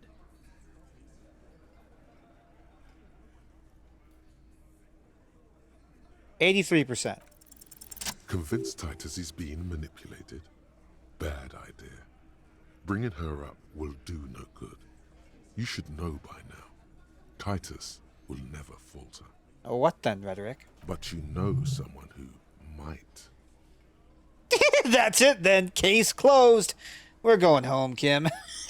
One of his boys will. Fat Angus, the powerful guy. Mr. All Muscle. The time has come. Put him in the pressure cooker. Just remember, it's about more than Glasia. It's about these men and Martinez. Their district. Their responsibility. Huh? Kim's like, what the fuck? He'll get it. Go on. Write it down, Kim. And Martinez, they just kill you because they don't like you. Got it. Kill you because they don't like you. All because...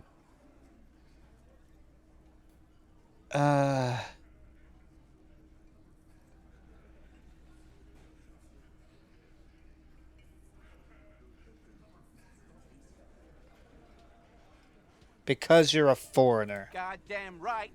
Don't come around if you're not from around. Fuck you. I'm not from around. That's not why we... There we go. Don't come to the wild north if you are not white enough.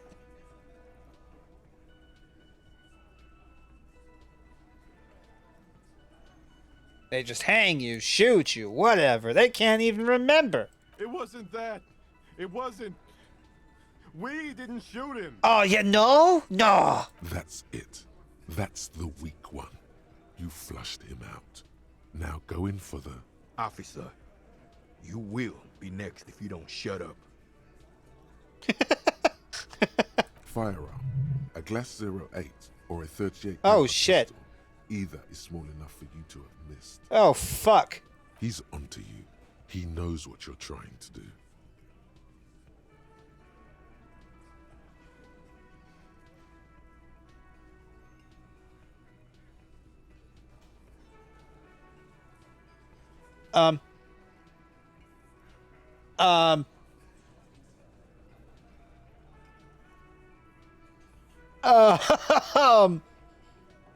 Turn to Theo?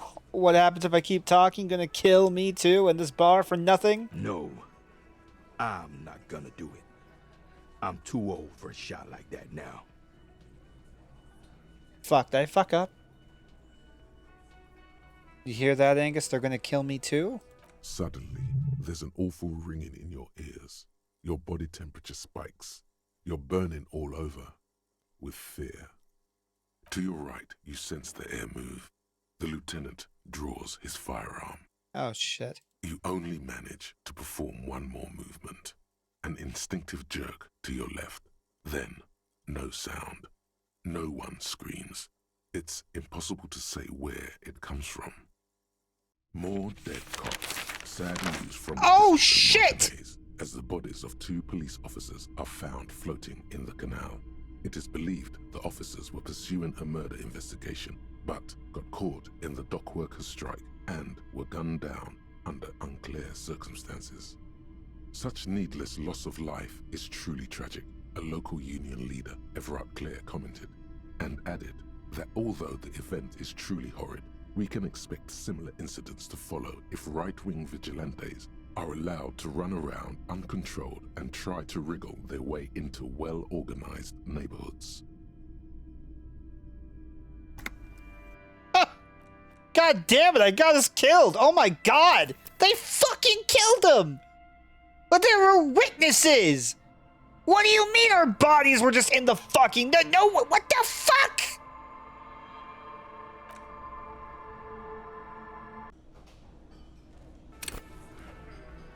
Okay. You again. All right. What is it?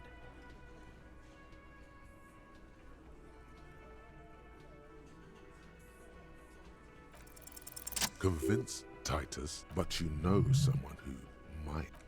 Just remember, he'll get it. Go on. Got it.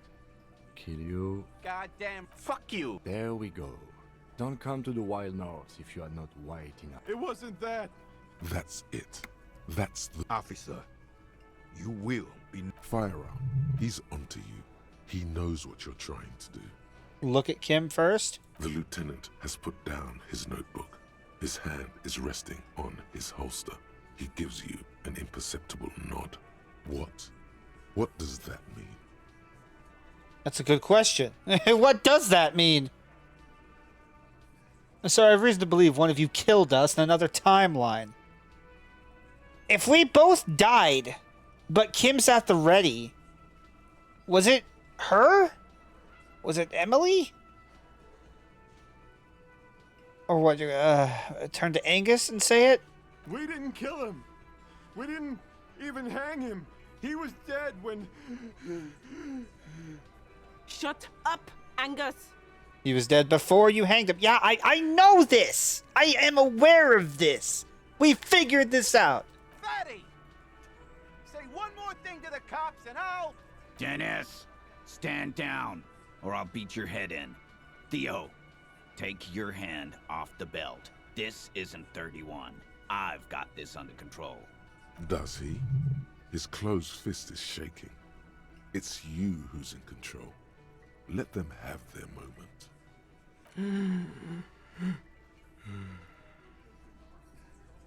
Angie, where's your goddamn inhaler? You sound like you're dying. I left it home. I can't get it. I'm too fucked. I'm sorry.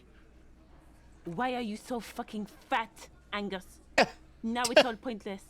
Because of you. You wasted my time. I told you, Titus. I told you just give her up. Lizzie, your help is no longer needed here. Go tell Everard. Fine. I'll tell him. After a long walk along the coast. Bye. You're in. He's all yours. Questions?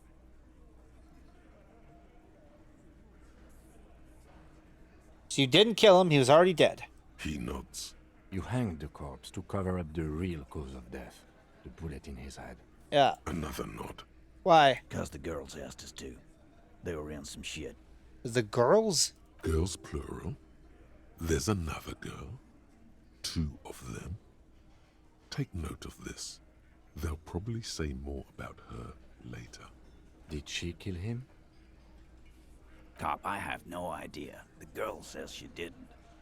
What happened Sunday night? Classier came down. She Classier. seemed really out of it. Drugged up, even more than usual.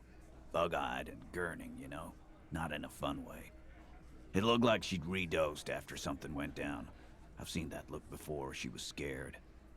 I knew someone had died. How do you know? How did you know? I've done this job for 10 years. I've seen it before. It's the politician in the motel room with the dead hooker scenario. Only in reverse. Good analogy, boss. Shut the fuck up. You don't get to talk yet, Shanky. You're still on the bench. And you keep taking it easy too, Angus. What happened then? We went upstairs. Sure as day the merc was dead. There was a bullet hole through the window. Fucking dirty sheets and bottles everywhere. He means they'd been fucking? Tibbs patched the window. And the corpse. We hanged. Who's Tibbs? The 8th Hardy? Nah, he's my brother. He's in the window replacement business. Classier didn't kill him. Why the cover-up? You may have noticed our girl's in some shit of her own. I didn't notice anything. What kind of shit are we talking about? That can't show up on police radar kind. There are people after her. From the old world. Where she came from. These people, who are they? They're powerful. Connected to the moral intern. She's clearly afraid for her life. Says if she showed up in your systems, she'd be ghosted away. And why would you help someone like that? By taking on a murder? Why would I? I guess we abide all sorts of runaways and losers here. It's a Martinez thing. Okay, so who killed the merc then? Any leads? Not yet. Just some ideas. She says the shot came from outside, behind the window somewhere. So that's a clue. What are you thinking? I'm thinking someone's past caught up with them. Either hers or his. Hers, you mean? I mean the people after Klausya. Maybe the shot missed. Maybe it was meant for her. I like that. Been thinking the same thing myself. And you had ideas about his past too? I do. One of those mercenary buddies of his could have done it. They got guns. Trained. Years of bad blood, probably. Or it could have been someone else from Crenell. Tell you what I'd do. Check out the coast for vantage points. Maybe consult with a ballistics buddy of mine. That's what I'd do. If I wasn't too busy doing this clown dance with you. Okay, why? he's so open now. He could still just keep stonewalling. He could just say no go. You know, why is he? He's so forthcoming. He's so helpful now. Whose idea was it to hang him anyway? Hers? In a manner of speaking. Remember the two girls? He may be talking about the other one. Either you said the girls... Earlier you said the girls asked for your help. Was this the other girl? That's right. It was her idea to hang him. I liked it for political reasons. It sent a good message. You turned him into your little pet. It's her, isn't it? The missing 8th Hardy? That's the other girl? The big guy turns to Glenn, who's about to say something. The blonde shuts his mouth before a word escapes. I'll say it again. All the Hardy Boys are right here, cop. That woman is just affiliated with the Hardy Boys. You don't know her, anyway. You know, it's okay for there to be a Hardy girl, Titus. We're Hardy Boys. And that's it. Okay. Sure, but can you tell me anything about this affiliate? Name, current location? Nope. You're not getting to her. It's Klausya you want to talk to. Thank you for this, Titus. I'll go talk to her for the last time. You do that. Hey, cop. Before you go. Maybe just sick of all this shit by now. Maybe. She, Klausya, came to Martinez to hide. Many of us did. This is where you wash up when there's nowhere left to go. The Union takes you in. Now, she refused that protection. But you would still prefer if we didn't take her away? That's right. If we didn't take care of the people who end up here, this place would just be a couple of ruins and some cargo containers. We'll take that into account. Okay.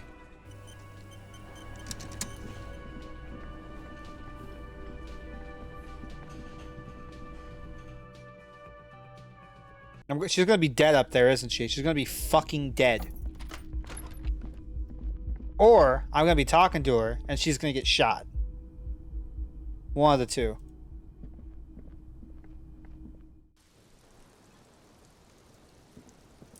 It's always good to see you.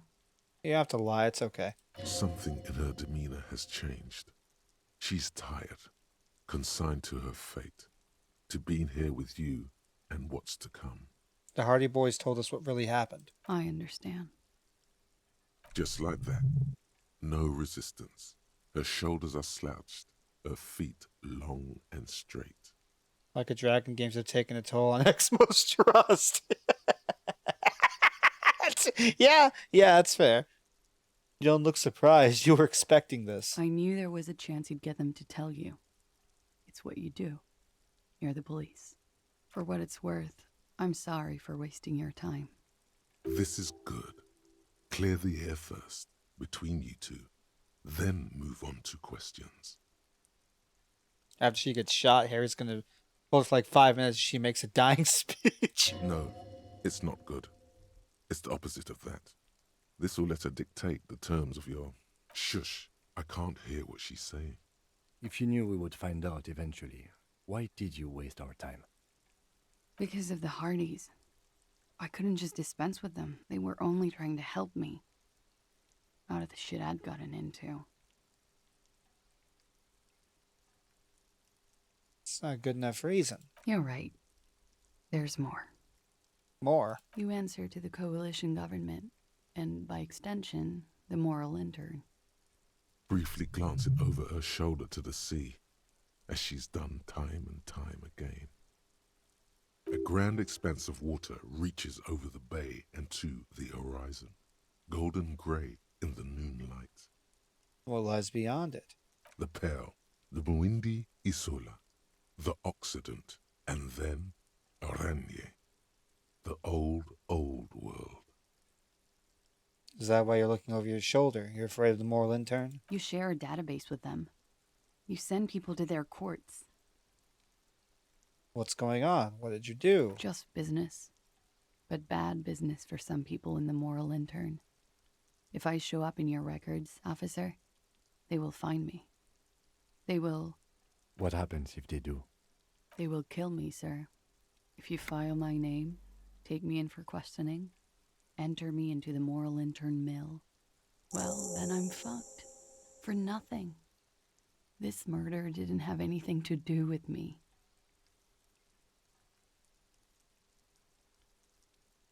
Why did you call the cops if you were hiding? Because I'm an idiot. I see. Which is an indicator of truth. Idiot. She's nothing of the sort. So you would have us believe, but you're not. You have to understand, the people around here, no one was making the call, and he kept rotting. And then they picked his clothes off, and that little fucker threw stones at him. Her jaw is clenched. Her throat moves. It takes all her strength not to cave in and sob. Once. Just one time. He kept throwing stones at him for 3 days. I could hear the thud. Thud. So I called you. I hope with all my heart it's not the last thing I do in Ravishol. She definitely called the cops. That was task complete. It could not have been a lie. That is impossible. Oh God, that was a lie too. Who made the call then? She did, of course. What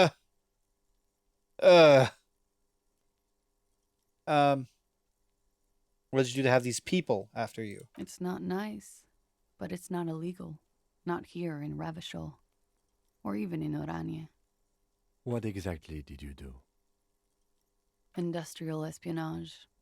I joined a business collective with the intention of betraying them. I did my job well enough to be asked to do it again. With a bigger company. The kind you really, really don't fuck with. I took their ledgers, 2 decades worth of accounting. I need the names of the companies involved and who hired you. The job was Lou's doing County Savings Bank. They sound small, but they're part of the Lou Scott conglomerate. That was the second job. The first was some printer company. You wouldn't know them. As to who hired me for the job, I don't know. But they're after me too, along with Lou Scott and their friends in the MI. Once you're done in the competitive intelligence circuit, you don't have allies. You're radioactive. Laws cap. These people engineer financial disasters in second world countries. The conglomerate also includes the Bank of Consecration, Airberg, and the popular Papalolo line of dairy products.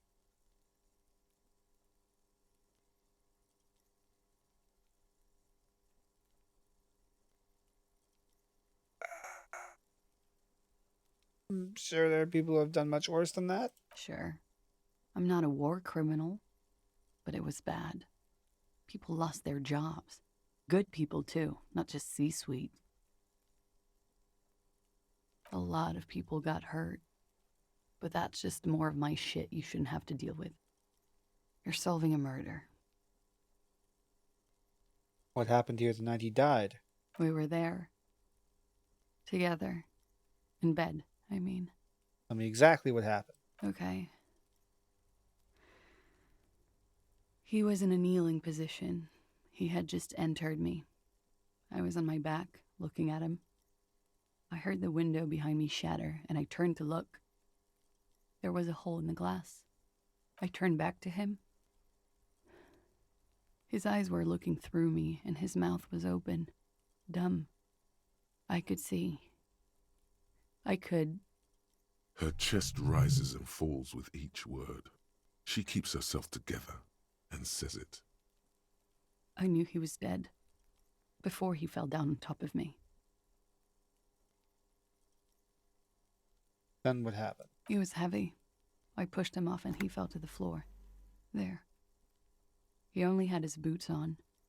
I bit the pillow, not to scream, then ran downstairs. I waited for the second shot to come. For me. I thought there would be one. It never came. She's forgotten about her cigarette. The butt has burned right down to her fingernails. Cigarette, miss. Oh.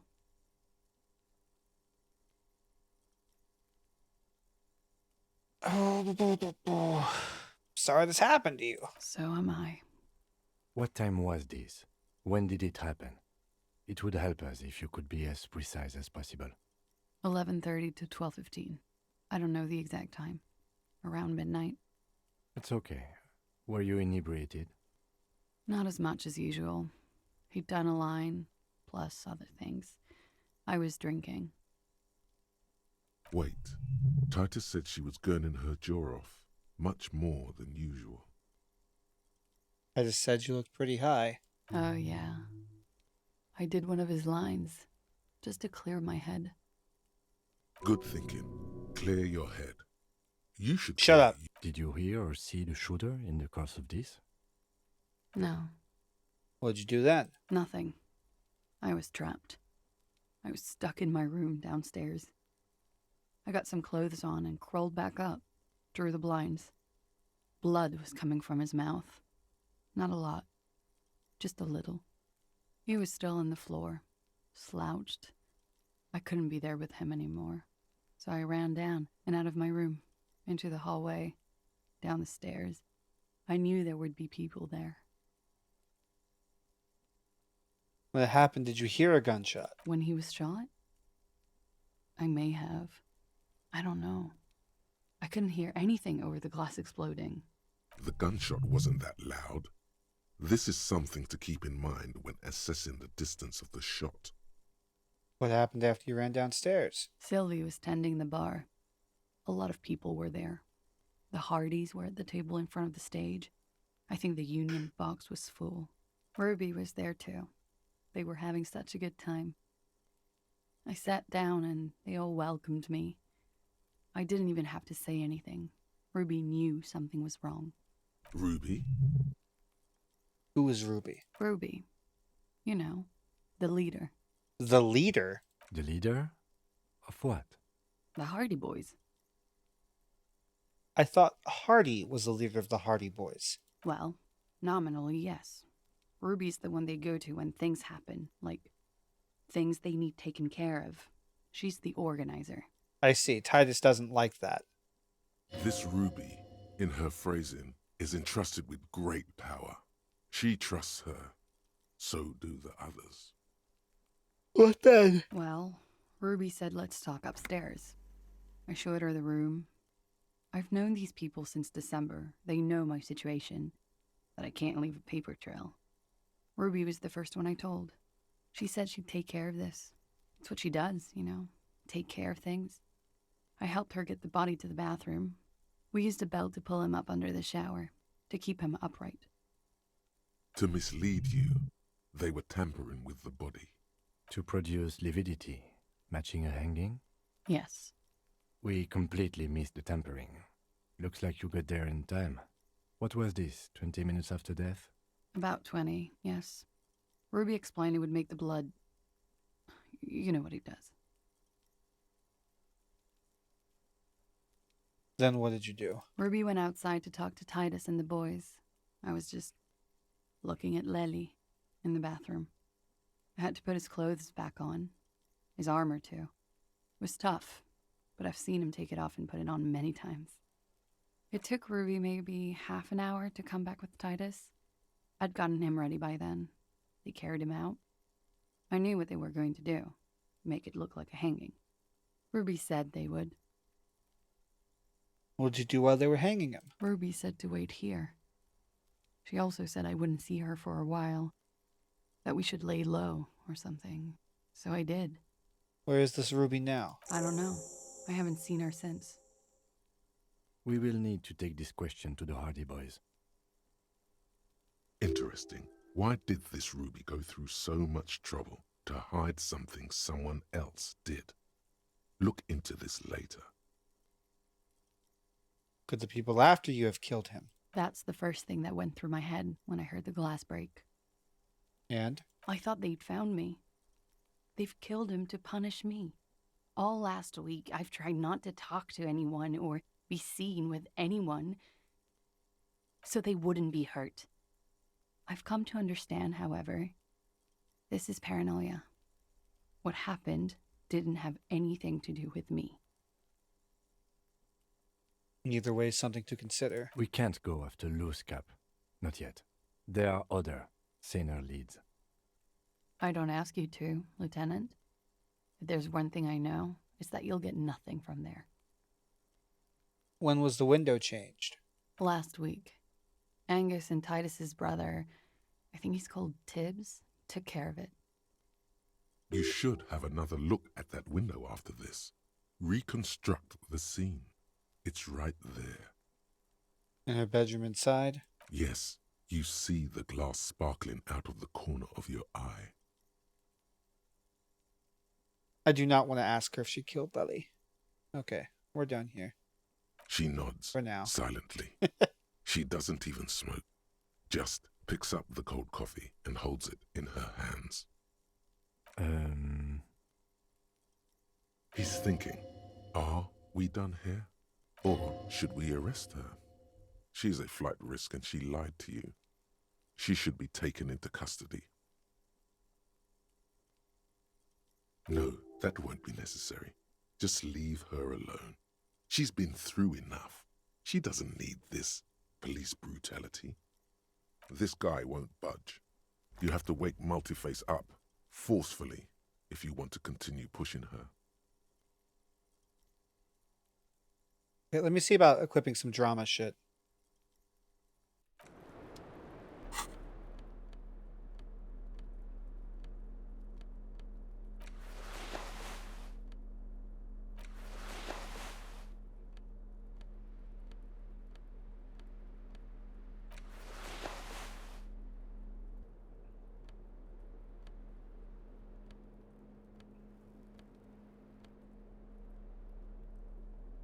Drama.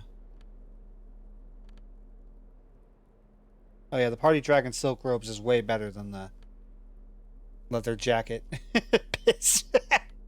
This doesn't decrease anything, it only increases. Oh my god, he looks so fucking awful in all of this shit. It's -1 drama. -1. Okay, and is anything I'm equipping? Not usually, probably not. Okay. Okay. Two halves of your brain arguing about what to do or how to act with her. You know, yeah, it's so funny. I was just thinking, what a nice evening it is for taking part in a murder investigation. Hey, you got it. I'm gonna tell my drama to wake up. 1 second. Who? What? Dear Lord, you've been lied to. She could have killed her lover and lied to everyone. She's not the most fair and just at all. She's smoke and mirrors and will-o-wisps. She probably didn't give you her real name either. Why would she? Arrest her immediately, before she further entangles you in her web of lies. John, are you okay? See?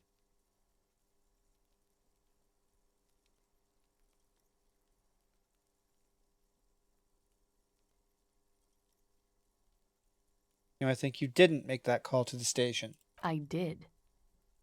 What is this? I called your desk or whatever it is. The numbers are all over town. Call 8-100-2 for emergencies. There was an older woman on the other end. It sounded like she was smoking. She took my complaint. She coughed. That is the emergencies desk number. Anyone could know that, sire, by looking around and calling the desk. I don't believe a single word she says. What time did you make the call? Thursday night. It was late, sometime after 12. It checks out. Anyone could know the number, and that someone coughed, it means nothing. But I know the time of the call, too. I know I have not been 100% truthful with you, officers, but I am now. Your real name isn't Classe Amando. I agree. You wouldn't give us your real name, not when people are after you. Okay. Okay, what? Okay, it's not. Good, you can tell me the truth. You log your work every week. It's all transmitted to Common, sir. I couldn't just beg you not to enter my name. So I lied. Like I lied before. Like I did at LCSB. I have to lie all the time. I'm so tired of it.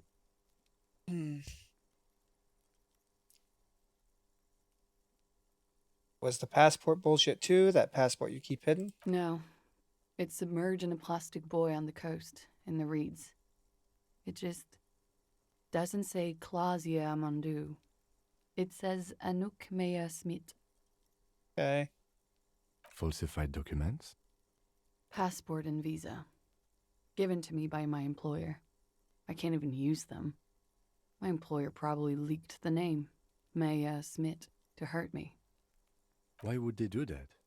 I didn't show up to a rendezvous. They don't take that lightly. I didn't show up because I was afraid they'd do something to me.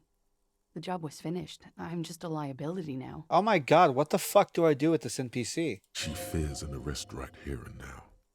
This has been an awful turn of events for her. Where is this buoy? West of the boardwalk, in the reeds. On the coast there. I put it there when I first arrived. Haven't been there since. I'm not sure I could even find it now. It's useless. West of the boardwalk in the reeds. I have to check this buoy out. The lieutenant makes a note of it. You're welcome to it. It's in the reeds northwest of here, past a broken sewage pipe, right near the waterline. Well, tell me your real name. It's Katarzyna Lazie. It's a Grad name, Jimsk or Yugograd in origin. Not Occidental at all. Smells of motor oil, tiger, economic desolation, and rock music-infused alcoholism.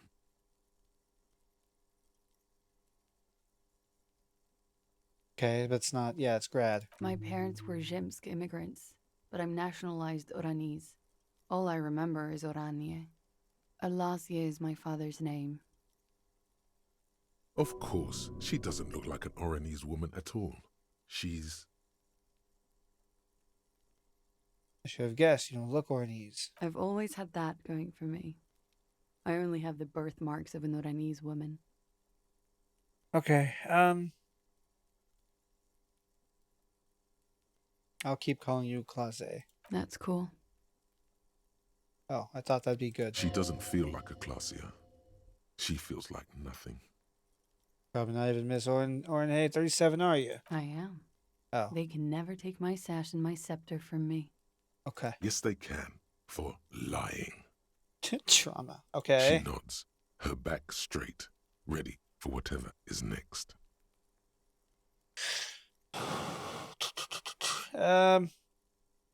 Like we're pushing her too hard, but maybe it's fine as long as you don't make an arrest.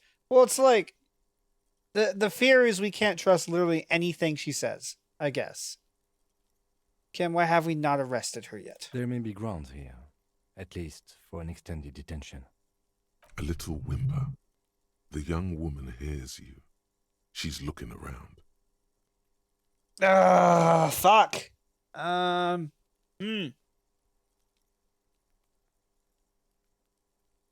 Change the subject for the time being. She slowly lights another And like, cause she could have been the killer. That's what we're now concerned about. In the presence of some tiger.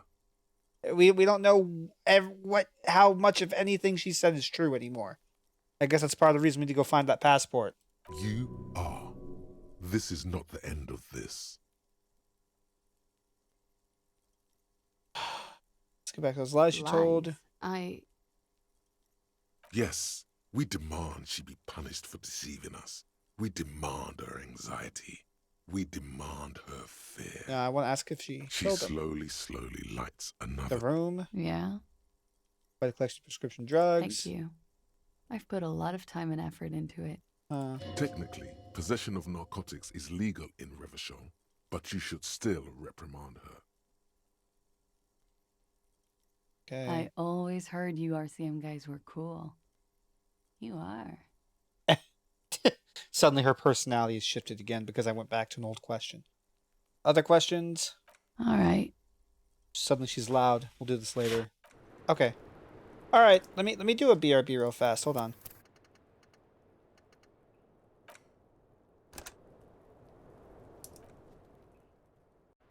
Alrighty.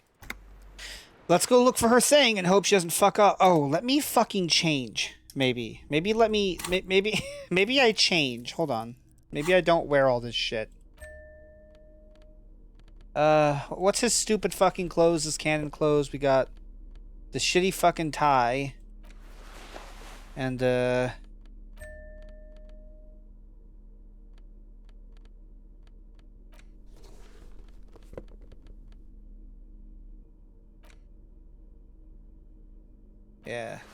This fucking shirt and then his stupid disco ass blazer.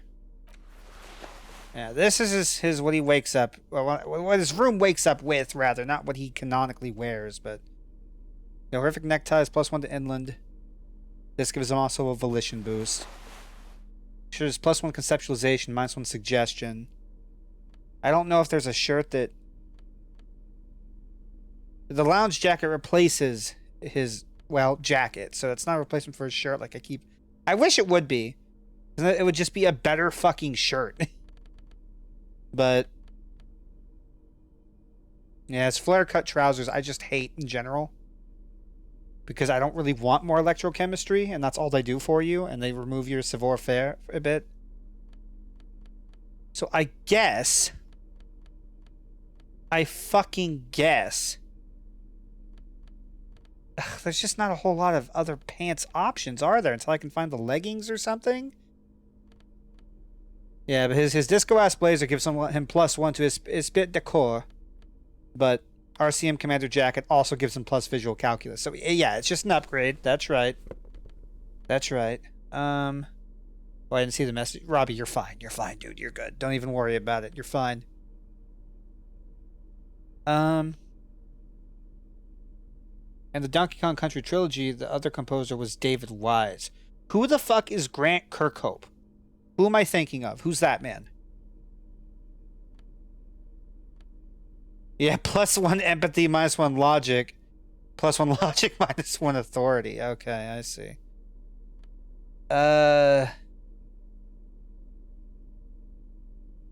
Mega Bino's prescription lens. +2 encyclopedia. I give him some stupid fucking glasses if I really wanted to. Yeah, so I am going to replace his shoes. They give him composure, which isn't terrible. Replace those with the cavalry boots. The fingerless gloves are just a net positive, even if I don't care about the... Yeah, so I just give him the gauntlets instead. I could replace his shirt with the armor. Why not? If I ever do a replay of this game on my own time, I'm going to actually make sure I get the entire set of armor, because that'd be cute. Grant Kirkhope is Donkey Kong 64, Banjo-Kazooie plus Tooie, and other games I'm too lazy to look up right now. His first work for Rare was Donkey Kong Land 2. Oh! Okay. Yeah, I was looking up a few things about Donkey Kong shit the other night, or maybe last night. I don't know anymore. And I guess I got some of my details wrong, or I didn't memorize everything I was looking at. But thank you for clearing that up.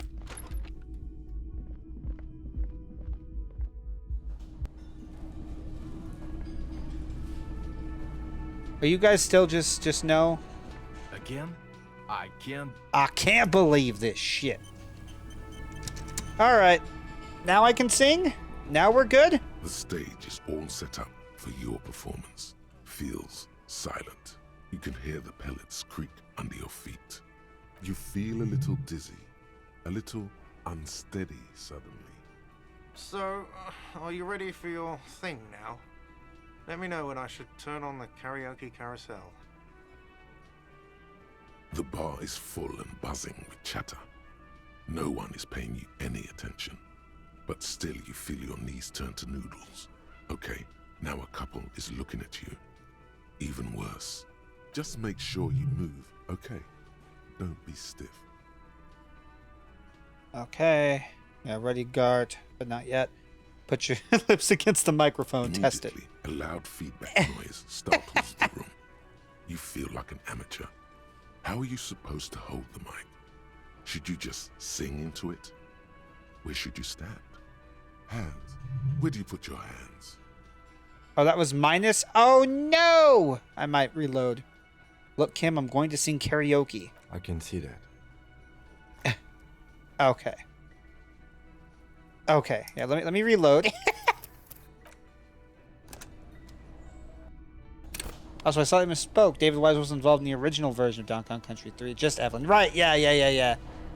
The GBA version was fully redone by David Wise, though, but like locked to the GBA instruments, and so people kind of have a bit of a argument about what sounds better. For my part, like I've agreed, I think, that Evelyn doesn't sound super great with Donkey Kong Country 3, but I was hearing a track, a snow track from Country 1 that Evelyn apparently did, and I thought it sounded very good.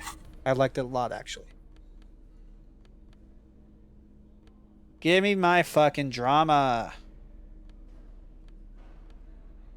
So glad I changed all my clothes just so I can change them back here in a second. There's some drama. Drama. Is that it for drama? I always fucking for gore. This is minus drama. That's minus drama. This is plus drama.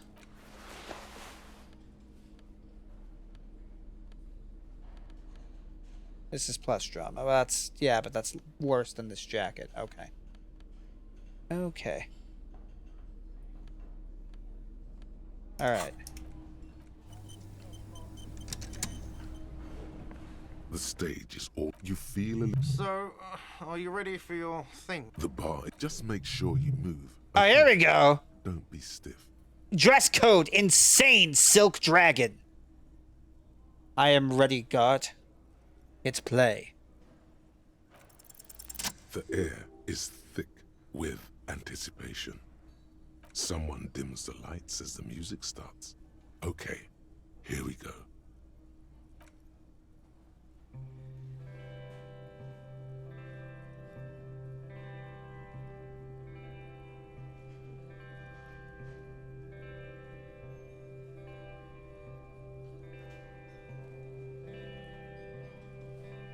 I would often go there to the tiny church there, the smallest church in San, though it once was larger. How the realm may rest there. Down through the mist there, toward the Seven Sisters. Toward those pale cliffs there. I would often stay there. In that tiny yard there. I have been so glad here. Looking forward to the past here. But now, you are all alone. None of this matters. No, none of this matters at all.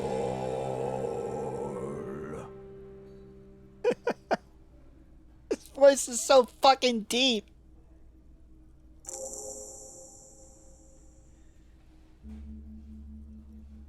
Amazing. A lazy applause fills the room. You feel your hands shake as awareness of your body returns to you.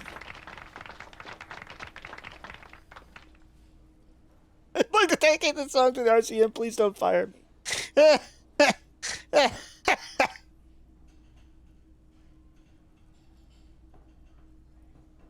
I'd like to dedicate the song to my partner Kim Kitsuragi. He's gonna hate this. The lieutenant doesn't say anything, but gives you a quick smile before turning away.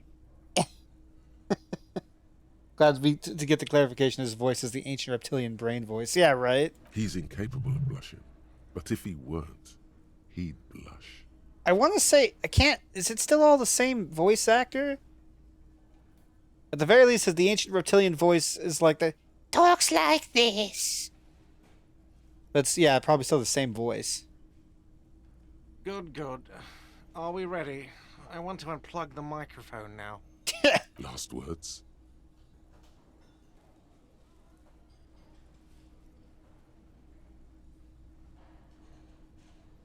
Thank you, Martin Hayes.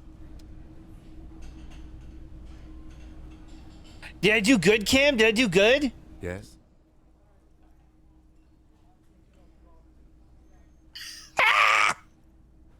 I have big news, Kim. Tell Kim about how you no longer obsess over your sexuality. Okay.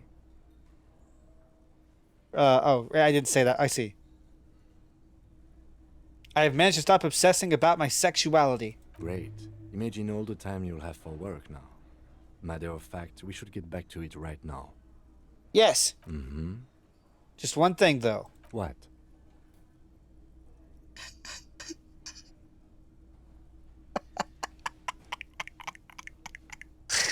Are you part of the homosexual underground? I need to hear every single stupid, wacky fucking line that Harry has voiced. I need it.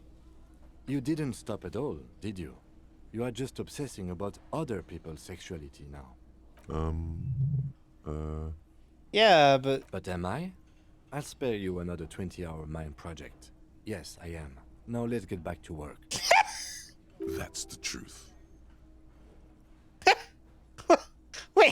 Wait, really?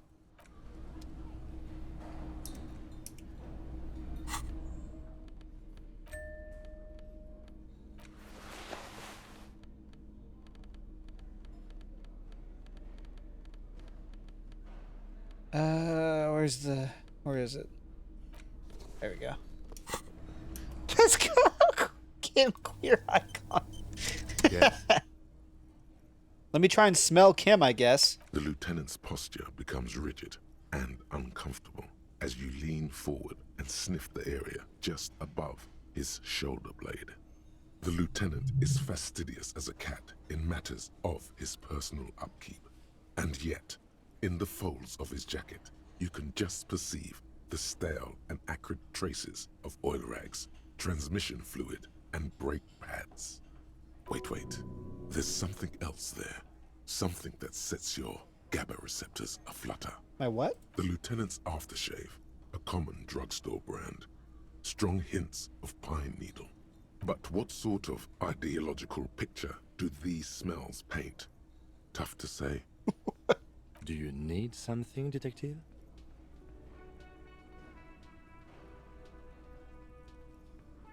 I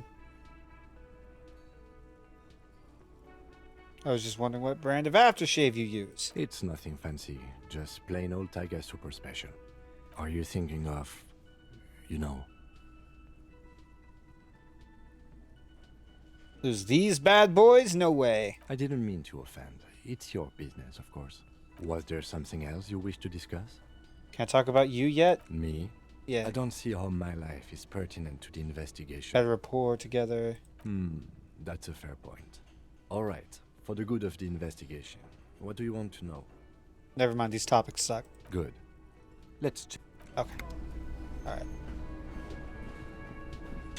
Okay. Find the buoy.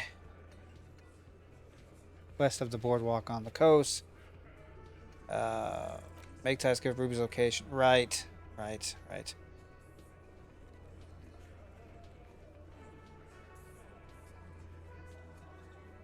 Maybe not yet. Find a tape with melody for Egghead. Perform an advanced analysis using HE coordination. Of what? Oh, on the gun? Oh. Sure. Wanting to make sure that this gun is or isn't the deal. I understand. Where...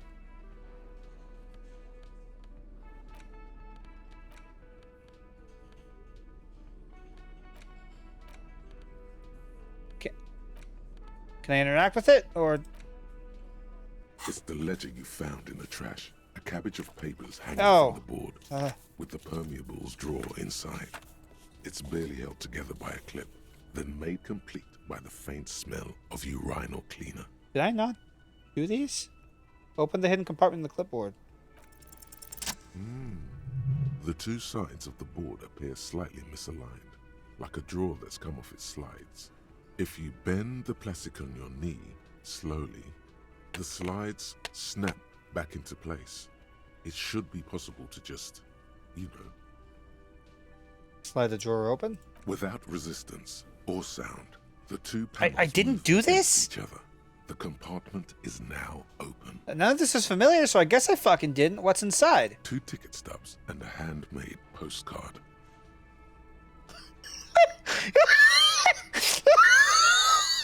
Dude, what the fuck? Fucking kill yourself, you asshole! What happened? What's wrong? Pick up the ticket stubs! 2 octopuses are smiling, reaching their tentacles toward each other in the colored pencil drawings. The tickets permit access to the zoo in Revershore East. The aquarium costs extra. These let you go there, too. Pick up the card? Thin wax paper has been glued to a piece of cardboard. Sounds like leaves rustling when you pick it up. You see violet flowers, floral patterns, patches of glue. Smell it first. It smells of chewing gum, apricot flavored. Exactly like the gum wrapper you found. The same brand of chewing gum.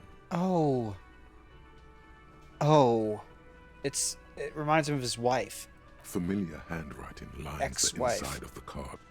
Looped, round letters in a woman's hand. A young woman in her 20s. There is care, effort, and a smile, you think. Although that is not something you can read from someone's handwriting. Harry, it begins. You're already reading. I wanted to write you a letter so you can read it when you wake up. Maybe it will make you happy. Throw it away, please. But it'll make me happy. Outside, you hear the wind howl. A sudden gale blows in from Martinez, flapping street signs and window blinds. Come outside. What? Far away and outside, the reeds hiss with desperation. Step out. Okay. What?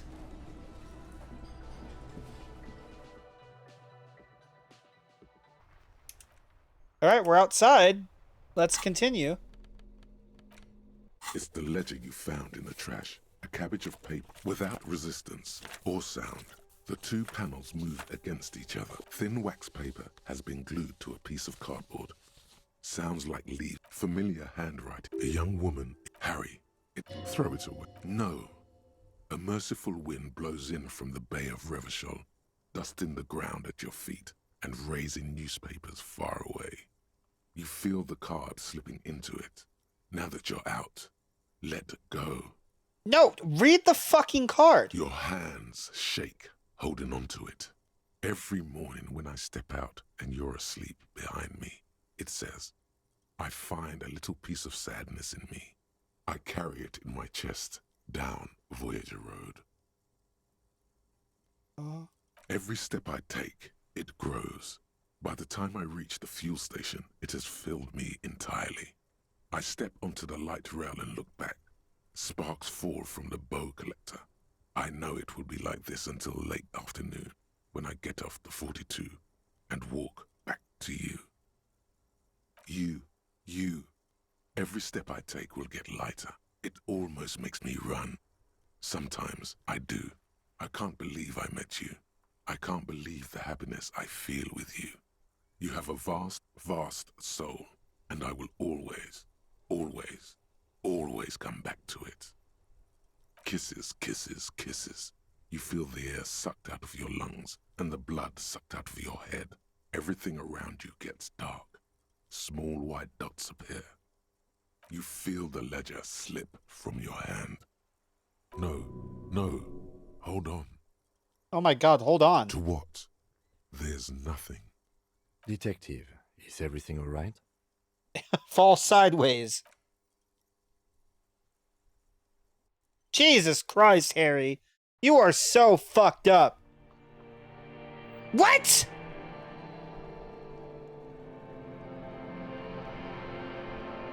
I just got a game over?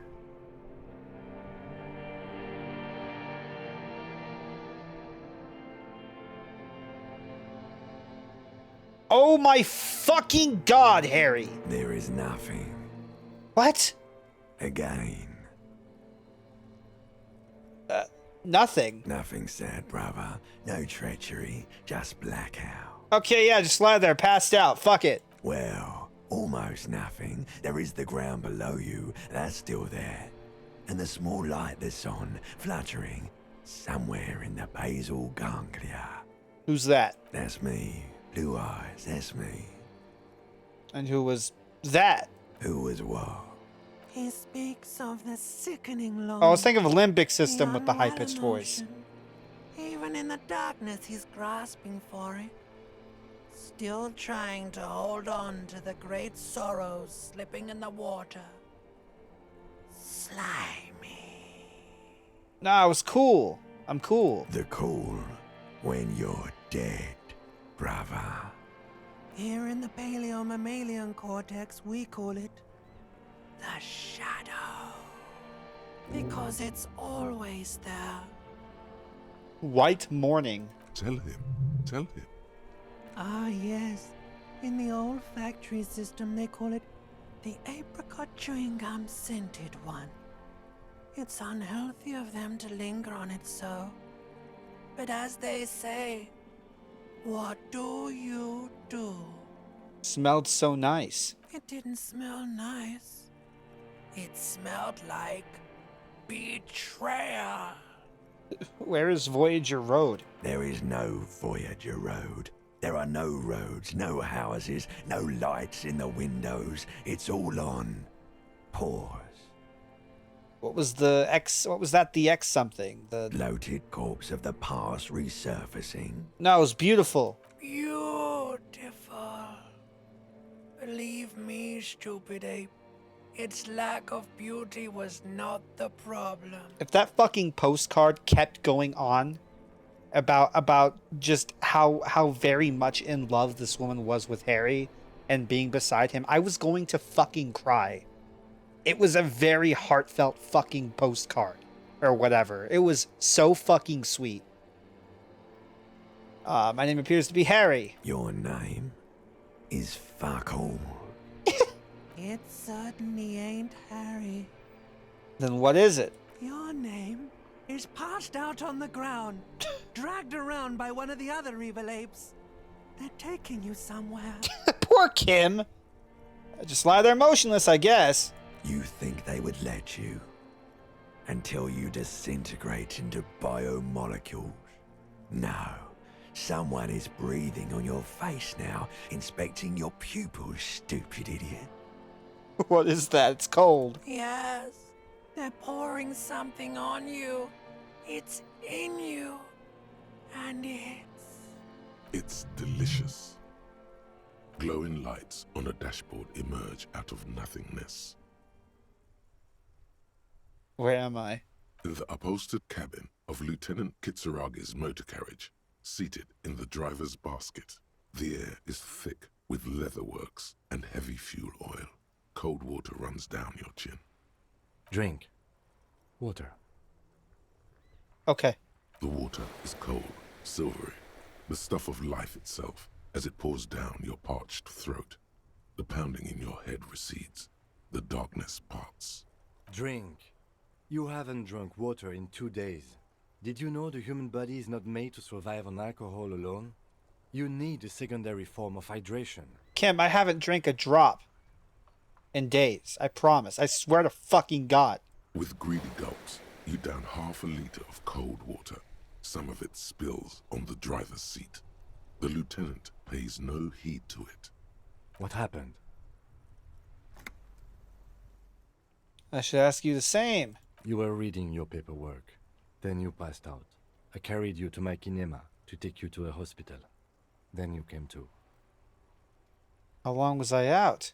10 minutes, maybe. Oh, that's much worse.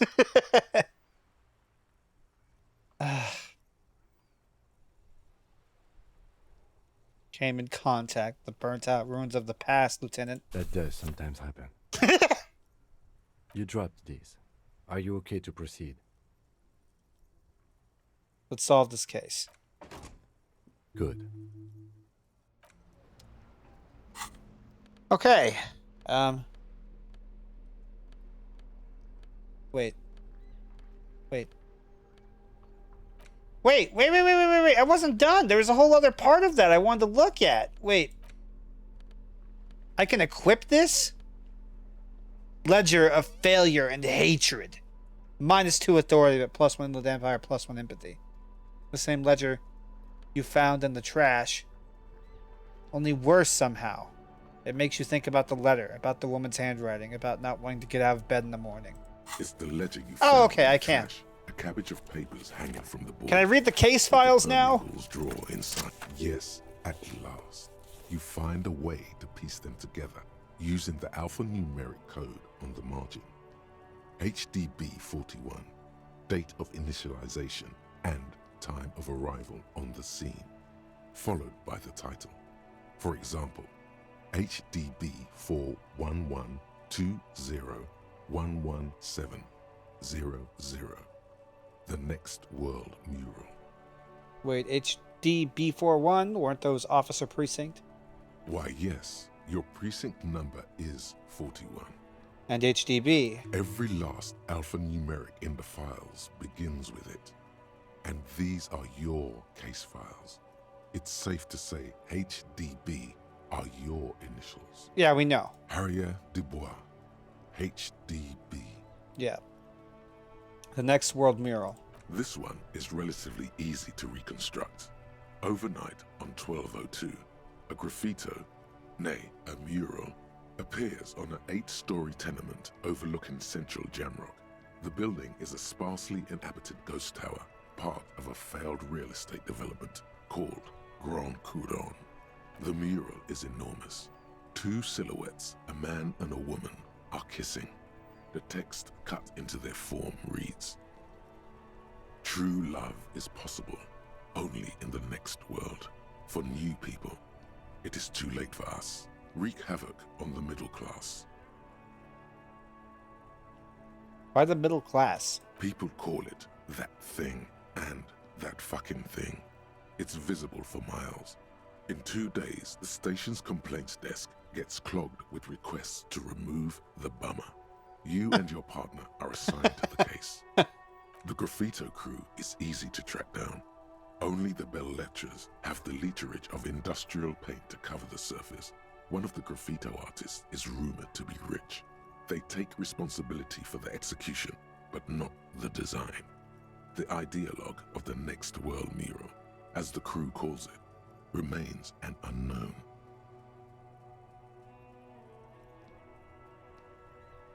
Do you ever find out who came up with it? The case files do not show you finding the author of the design. All right, read on. The crew agrees to clean up after themselves. However, your partner, JV, is against the removal, citing public support for conservation. This leads to a debate in Precinct 41, which then spreads to the streets of Jamrock, ending in a rare plebiscite organized by you and the rest of Row 3. The 9,000 people subjected to the mural's message, all of Lakeside, Central Jamrock, and Villalobos, plus half of the eminent domain, participate in the vote. Although the case begins with what appears to be a lot of rambling on the streets as to how juvenile and stupid the mural is, given a choice between 2 options.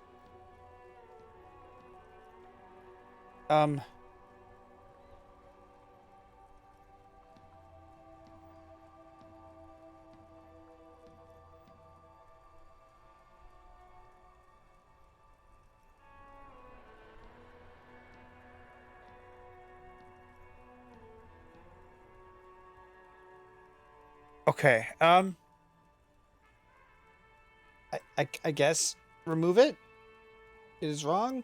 A staggering 78% of voters choose to keep it. Turns out the opposition were a loud minority, and that love truly is possible in the next world for new people, and it is too late for us.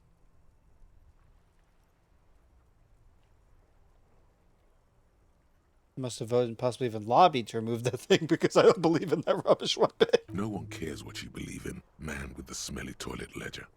What do you want to tackle next? Or are we done? The unsolvable case. AKA Leslie and Burke. AKA the public indecency drunk and the property damage drunk is a cursed case. It has been passed from unsuspecting officer to unsuspecting officer for 10 years. On January 29, the unsolvable case made its way to you. Why you accepted it, it is unclear. Every officer, and indeed most civilians in Jamrock, know it's unsolvable. You were so drunk you didn't remember what it was when you signed on. That, or you were high. Okay. Leslie will always take his pants off when he's drunk. Burke will always trash everything. It's just what they do. It is their nature. You cannot change the nature of a man, and you can't lock them away because public indecency and small-scale property damage are not punishable by incarceration. Are they not? The only way for Leslie to stop displaying his genitals and for Burke to stop attacking things would be for them to stop drinking alcohol, which in their 40s or 50s, it's hard to tell because of their distorted features, is a medical improbability. Can we just keep them off the streets? You would think that, but you're wrong. Where's the fun in exposing your genitals or breaking stuff in your own home? No, Leslie and Burke are on the corner of Main Street and Perdition, because that's where the action is. Can you keep yourself off the streets? Proceed. Threatening, fines, dragging them to the station, locking them up in the hellholes they live in, locking them up in the station, hypnotherapy, even trying to get the local gang of Zemyaki to take them out. The Zemyaki gave them ethanol, so Burke and Leslie would expose and rampage even harder. You tried it all, and still the complaints wouldn't stop, as they hadn't stopped for 10 years. It's plain to see from the files that you, Satellite Officer JV, and Special Consultant TH had more important cases to attend to. You uncover cross-reference to several ongoing investigations, each brought to a standstill every time you drive down Main Street. Because there they are, on the corner of Perdition. And what is Leslie doing? Leslie was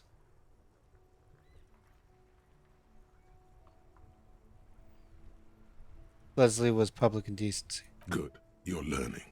If the files are to be trusted, that's all there is to it. That and Burke breaking things, and the fact that they're both drunk. But then again, so are you. The case becomes considerably less comic one day when Burke takes a swing at your ledger. He must have it confused with the property he likes to damage. But the joke's on him. The officer is also drunk. Way more drunk than Burke there. And let's be fair, you also have party eyes. You slam the hardened plastic board in his face, then proceed to beat him unconscious with it. Oh, fuck. Yeah, Harry? In the process, the ledger sustains damage. The compartment within, reserved for permeable documents, is jammed shut.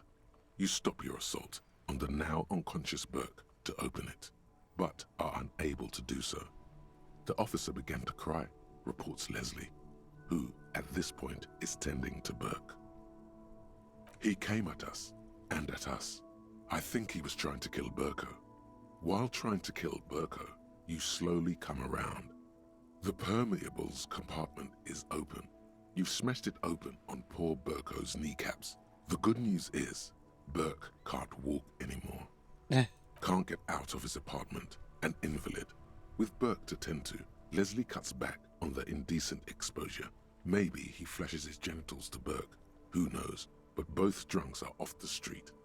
The complaints stop. The unsolvable case is solved. Fucking Christ. Which is also why the officer responsible narrowly escapes a disciplinary hearing. The end. Do you want to read another one? Yeah, sure. The square bullet hole murders. It would be very interesting to read about these, wouldn't it? I mean, there seems to be a square-shaped entry wound in the victim's forehead. She's been sitting there for weeks, on her rocking chair, with a square hole in her skull, staring at the wall, her mouth agape. But? That's all you got. From the half hour you spent piecing it together, all you know is the entry wound was square-shaped. You never found the bullet. And then another body showed up, also with a square hole in his forehead. A sequence killer? Who knows? Those pages are missing. What next? One day you may still catch the man with the square gun. That's it? Okay. The couch in an unexpected location. Some assholes brought their couch outside and hung out on it. In the middle of the street, on the roof, on the hillside by the motorway. You know, at an unexpected location. They were young, and they thought they looked cool on it.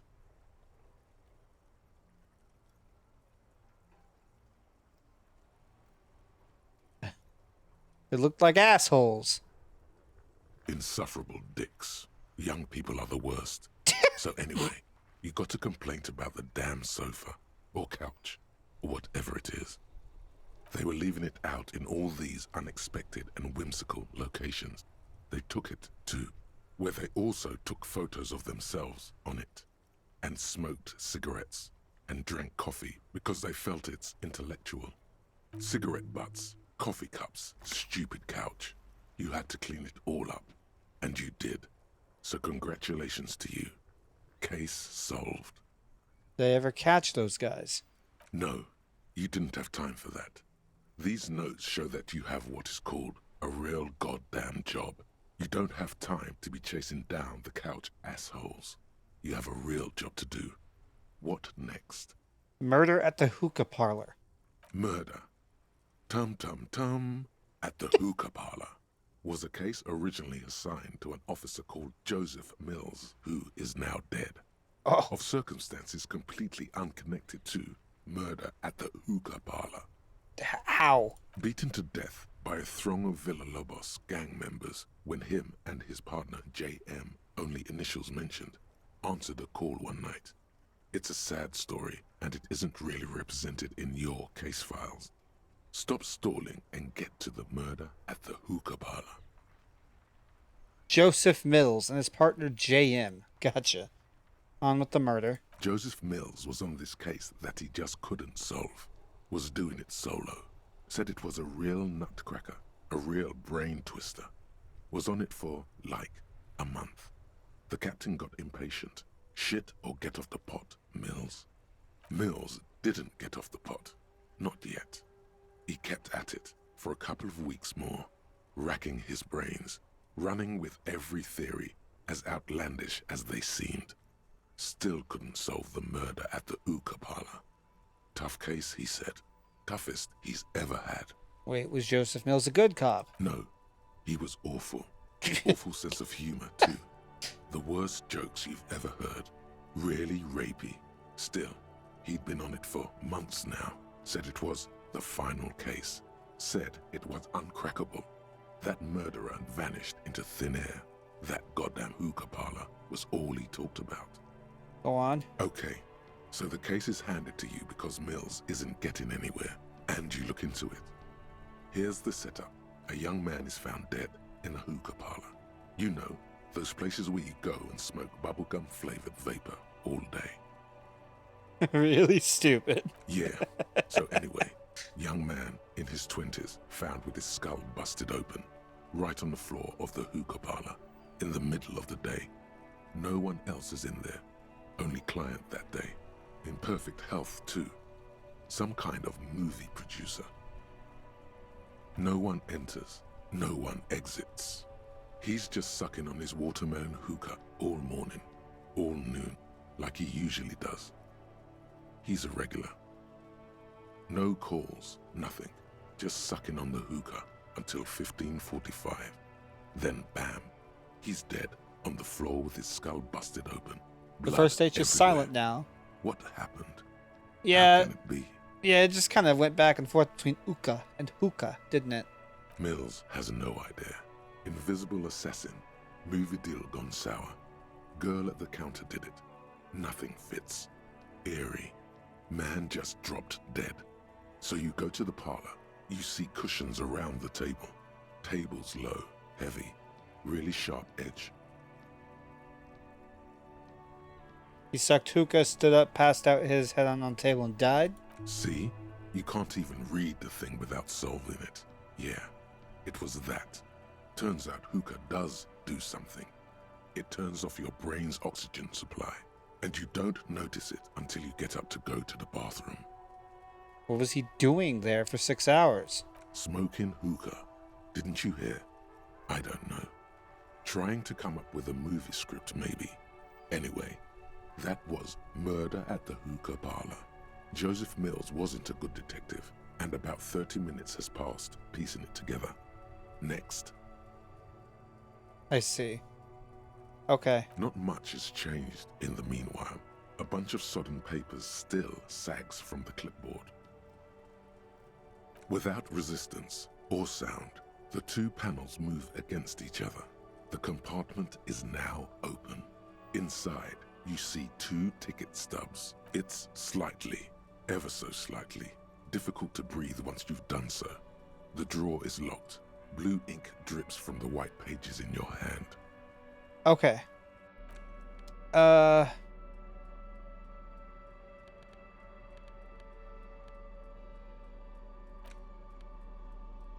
I could just equip this, huh?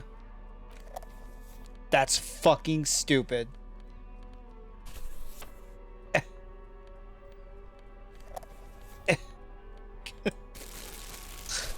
I see. I see. How dumb.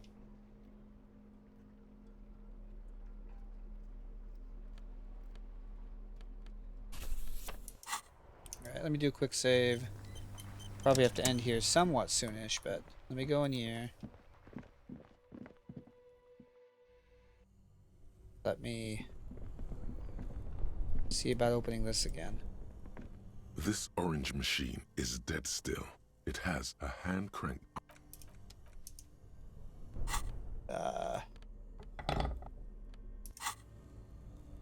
This orange machine is dead still. It has a hand crank ice cream churner and an electric freezer. The ice around it slowly melting. What's good points in the physical instrument to open this?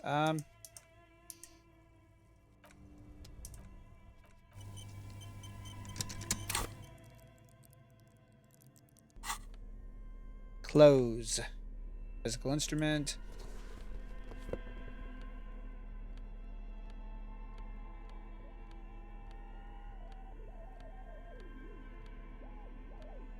Stupid fucking noise. Whoa, whoa, whoa, whoa. Fucking dumbass.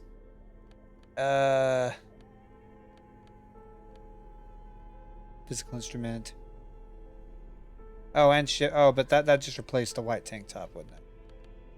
Which, yeah, okay. That it for physical instrument? Yes. All right.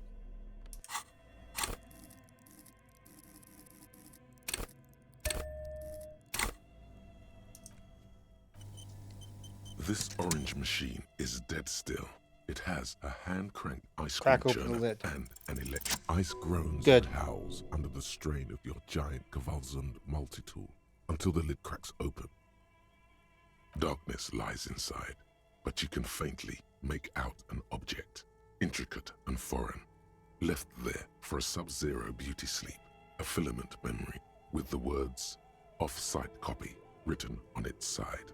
Yay! Disappointment washes over you as you stare into the almost empty ice cream maker. What? No ice cream? A scoop of ice cream would have been nice, yes. The lieutenant agrees. Someone's stomach grumbles. The room feels very cold. You gently lift the cube from its frosty bedding, careful not to damage it. Good. We should take it back to Miss Lukanen Kilda as soon as possible. I'm not sure how well unused filaments tolerate room temperatures. Yes, but aren't you curious to know what's on the precious filament? There's a radio computer upstairs. I don't know if I care that much. That I'd want to snoop. Especially if it might ruin something.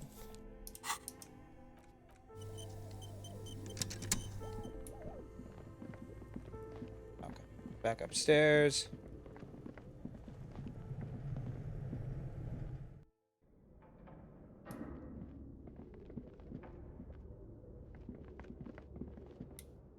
Up here.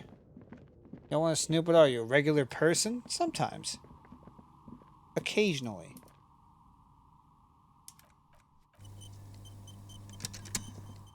Oh, it's you again. Are you looking for a dye? Made a lot of shivers, huh? Like, have more questions about the building? I'm listening. Used to be a hair salon here, right? Yes, I think it was called Androgynous Orlando or something similar. They weren't a big hit around here. Turns out that working class men don't like genderless haircuts. They're scared of that word. You wouldn't like it either. The others would laugh at you. Damn. A bit of experimenting every now and then isn't bad. It's not about the haircut. It's about the confidence. I would never let anyone androgynous touch my hair. Not even if my life depended on it.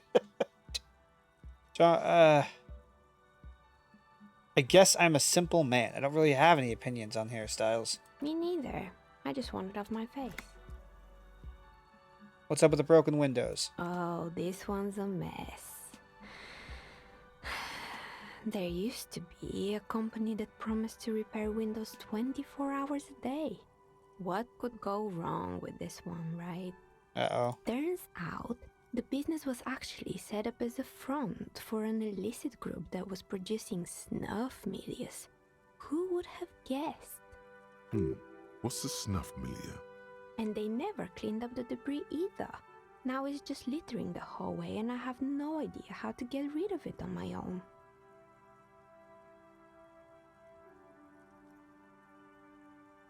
Cool, very cool about debris, but what's a snuff milieu? It's a sub-Rosa radio station that broadcasts real murders with real victims. Some people pay good money to get off on it. Oh. What does she mean, to get off on it? Don't worry, the ICP has a separate division that deals exclusively with unlicensed sub-roses. This isn't our problem. Kim's like, Detective, we do not have to deal with this one. Please. Good luck with that. It's not easy catching those perpetrators. Someone here makes stuffed animals. I saw mounts lying around. You mean Mr. Fabron, the taxidermist? No, he mostly just did drugs. Oh. But what drugs exactly? I don't care. Anything else? I found creepy mannequins. There used to be a fashion atelier here, but I have forgotten the head designer's name. They were doing well for a couple of years, until the insect rights activists came. I didn't know insects had any rights or activists. Yeah, the atelier didn't know it either.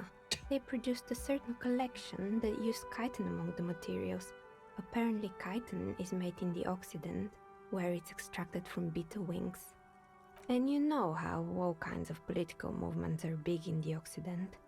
The activists shut down the biggest chitin supplier, which of course caused the price to skyrocket.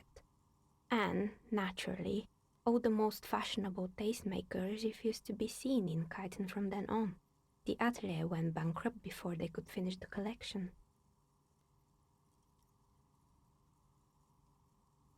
But insects don't have any brains or feelings. Actually, insects do have brains, but yes, I understand what you're saying. I think the protesters took it a little too far. As she shifts around, you notice several dead flies on the windowsill in front of her. Legs up. They're not moving. Anything else? What's with the rotor blades and skis? They were made by a company called Slipstream. After they pivoted from making rotor blades to skis, their chief executive took off on a vacation with all their money. Honestly, I think it's quite funny. I think he's still sending out holiday transmissions from Tulula or Tiumotiri or Hashtkor or wherever he is. Interesting. What do these transmissions say? The usual, I imagine. That he's been thinking up all kinds of new business plans and can't wait to get started on them just as soon as he returns. Men like that are a curse. Which is true, yeah. Sure, but Slipstream is history now. All their remaining assets got seized by the bailiffs in 47. I have no idea why those skis and blades are still lying around in the house. Not much use now, I guess. They were just props. Why return them? Maybe you could make a sword out of one. No, wait, forget it. It would take too long. Found a strange machine. Fortress Accident, the radio game studio. Yeah. She liked them. They were an interesting bunch. We talked about role-playing systems every now and then. Once, I even saw two of them get into fisticuffs over Wirral. They certainly took their work very seriously, even if they seemed to be chronically liberal with their schedules. What do you mean liberal? What happened? The usual. They ran out of money and couldn't get the project done on time. What went wrong? Well, I did hear them talking at times. Looks at the hallways as she can still hear them chit-chat behind her curtains on a cigarette break. They seemed to believe they were historical individuals on some grand quest. From what I've seen so far of the project, did look quite impressive. Yes, but when the money started to run out, they just began to complain a lot about capitalism. You know, how the markets are rigged to keep out new businesses and so on. In the end, they just didn't get it done. They didn't have enough willpower to produce something truly historic, and to show up to work on time. She's right. Showing up to work on time is important. Thanks, authority. Showing up to work on time is hard. No, scratch that. Showing up to work at all is difficult, especially if you've been drinking. That's too bad. I would have supported them. The project looked great. Not the wisest decision. You would have lost all your savings. I meant like... I didn't mean support them financially. Never mind. The result is 1 on a 20-sided die. Anything else? That's it. Good. I hope it clarified things a bit. What else? I would like to see... I would like to do the Shivers roll, but hold on. Let me do a BRB. One sec.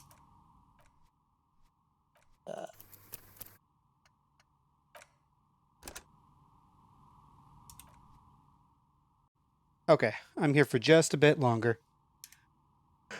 Let me let me go see about the dudes. How do I get out of here?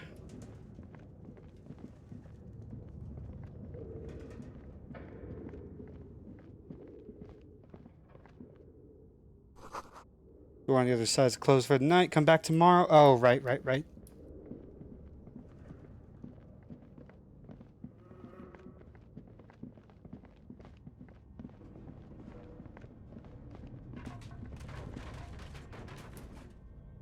All the fucking noise. Wait, how do I leave?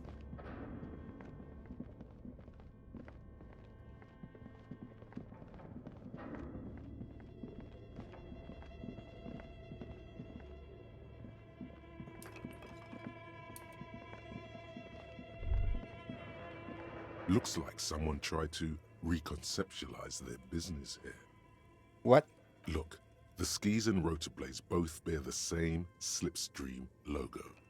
It seems likely that they started out making one, failed to turn a profit, and then pivoted to producing the other. The question is, which did they start with and which did they pivot to? That's a good question. Okay. The strange of imagination, yet they still failed. How sad. Reality is ruthless. That's true.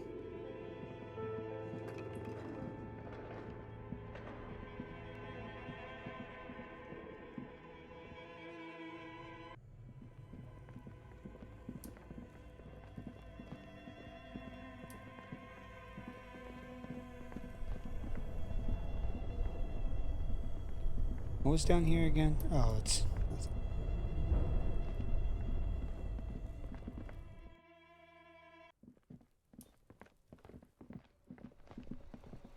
I like the theme of the Fortress Accident Cellar. A lot of the ambient songs in this game are very nice.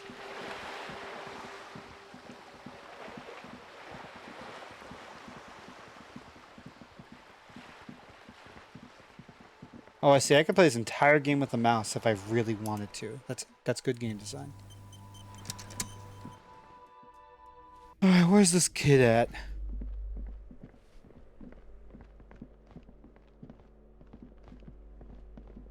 He must be on the balcony.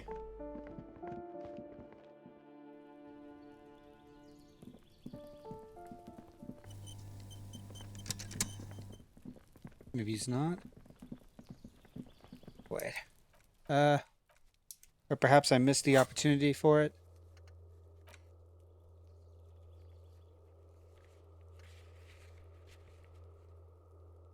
Where is he?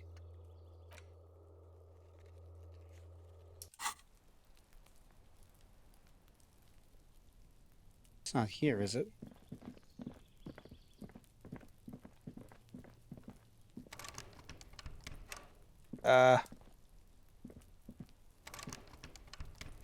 Then maybe I'm not going to find that today. I have no idea what door it is.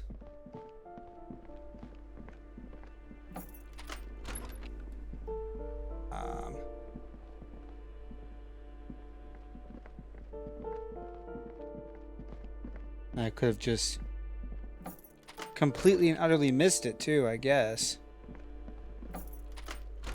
Yeah, I think that might be exactly what happened.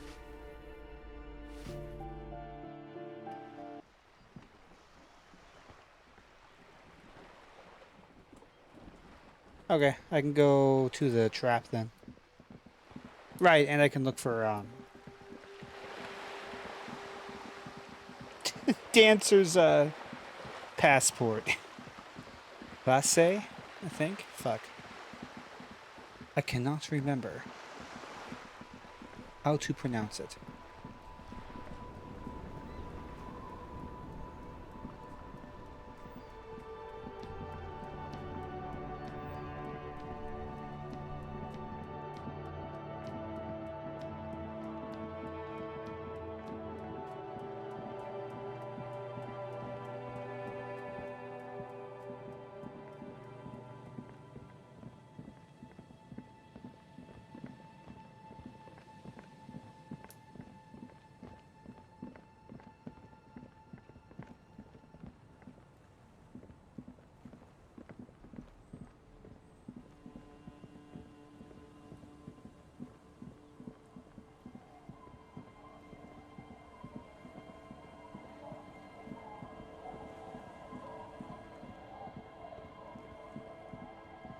It occurs to me I could just go on any random channel and just say cheap viewers and get banned.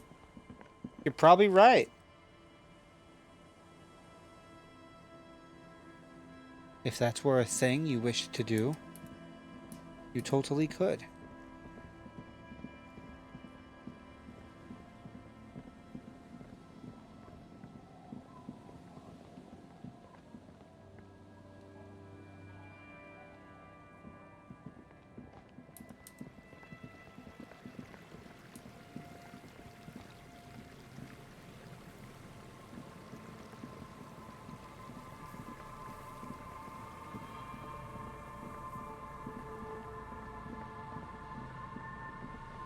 Okay, now there's no, yeah, they're still all here. Okay. Alright. What's this? Could this be the buoy? Oh! Perhaps, but let me investigate this first. A few locusts trudge along the wall of the trap.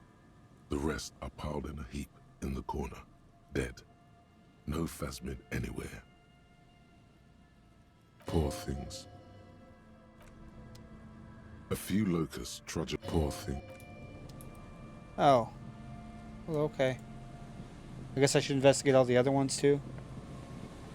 A metal and plastic contraption bobs up and down amidst the trembling reeds. At first, it just looks like trash, but if you look closer...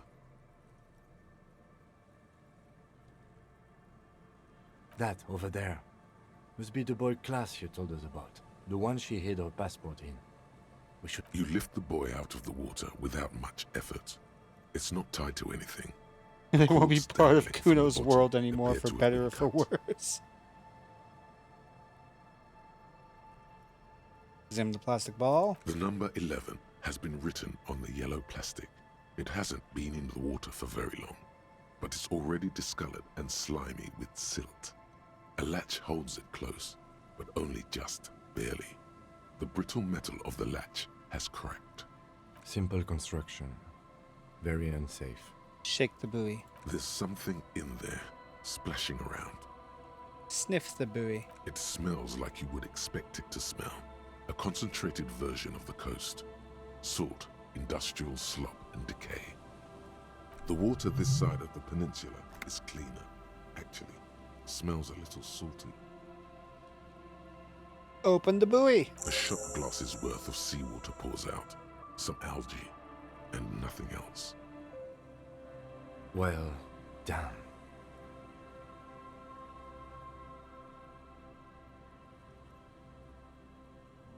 We're lucky it's still here. A little longer and it would have floated away. We still got here too late.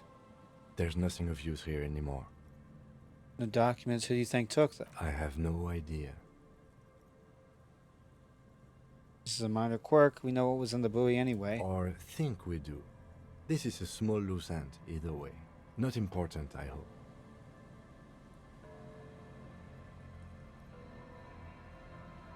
Could this be related to the cryptozoologist and a little expedition? In my experience, cryptids are generally uninterested in travel documentation. We should go. You could ask the miss what she thinks. Later, if you have the time. Though you doubt she'll tell you much at this point. Damn it! Alright, let me go really quick. I do want to see the other... or all the traps. Was there 3 or 4 traps?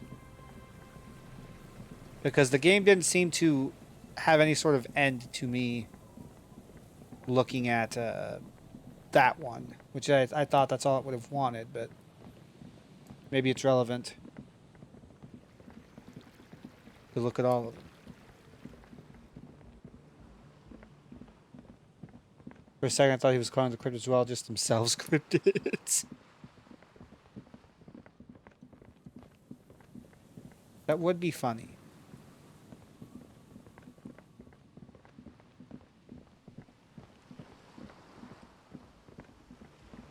Anything? Don't remember where the fuck they are. Oh, what does this thing say? It says...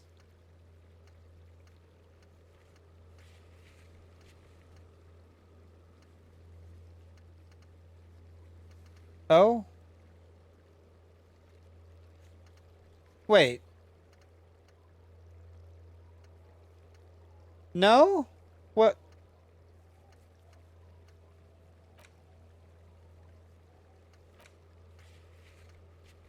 I don't have a task anymore for the...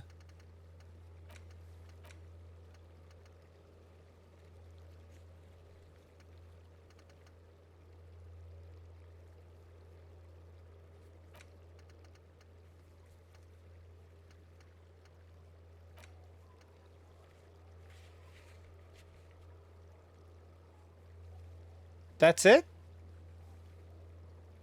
Oh, fuck.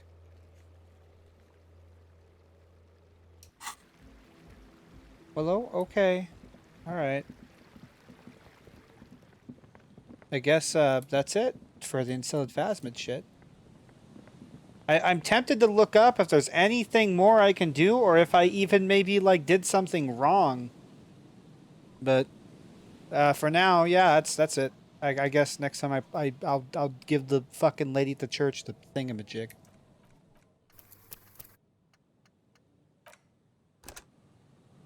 Okay. Hasta la basta, eat the basta. I don't know if I'm playing more of this tomorrow or if Kirby or something else, right? I don't know if Poofy's gonna do her stream tomorrow, and if she does, if she's gonna do Kirby or not. We'll see what's happening.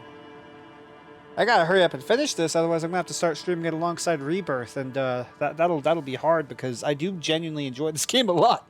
It'll be hard to pick between this and playing Rebirth. Alrighty.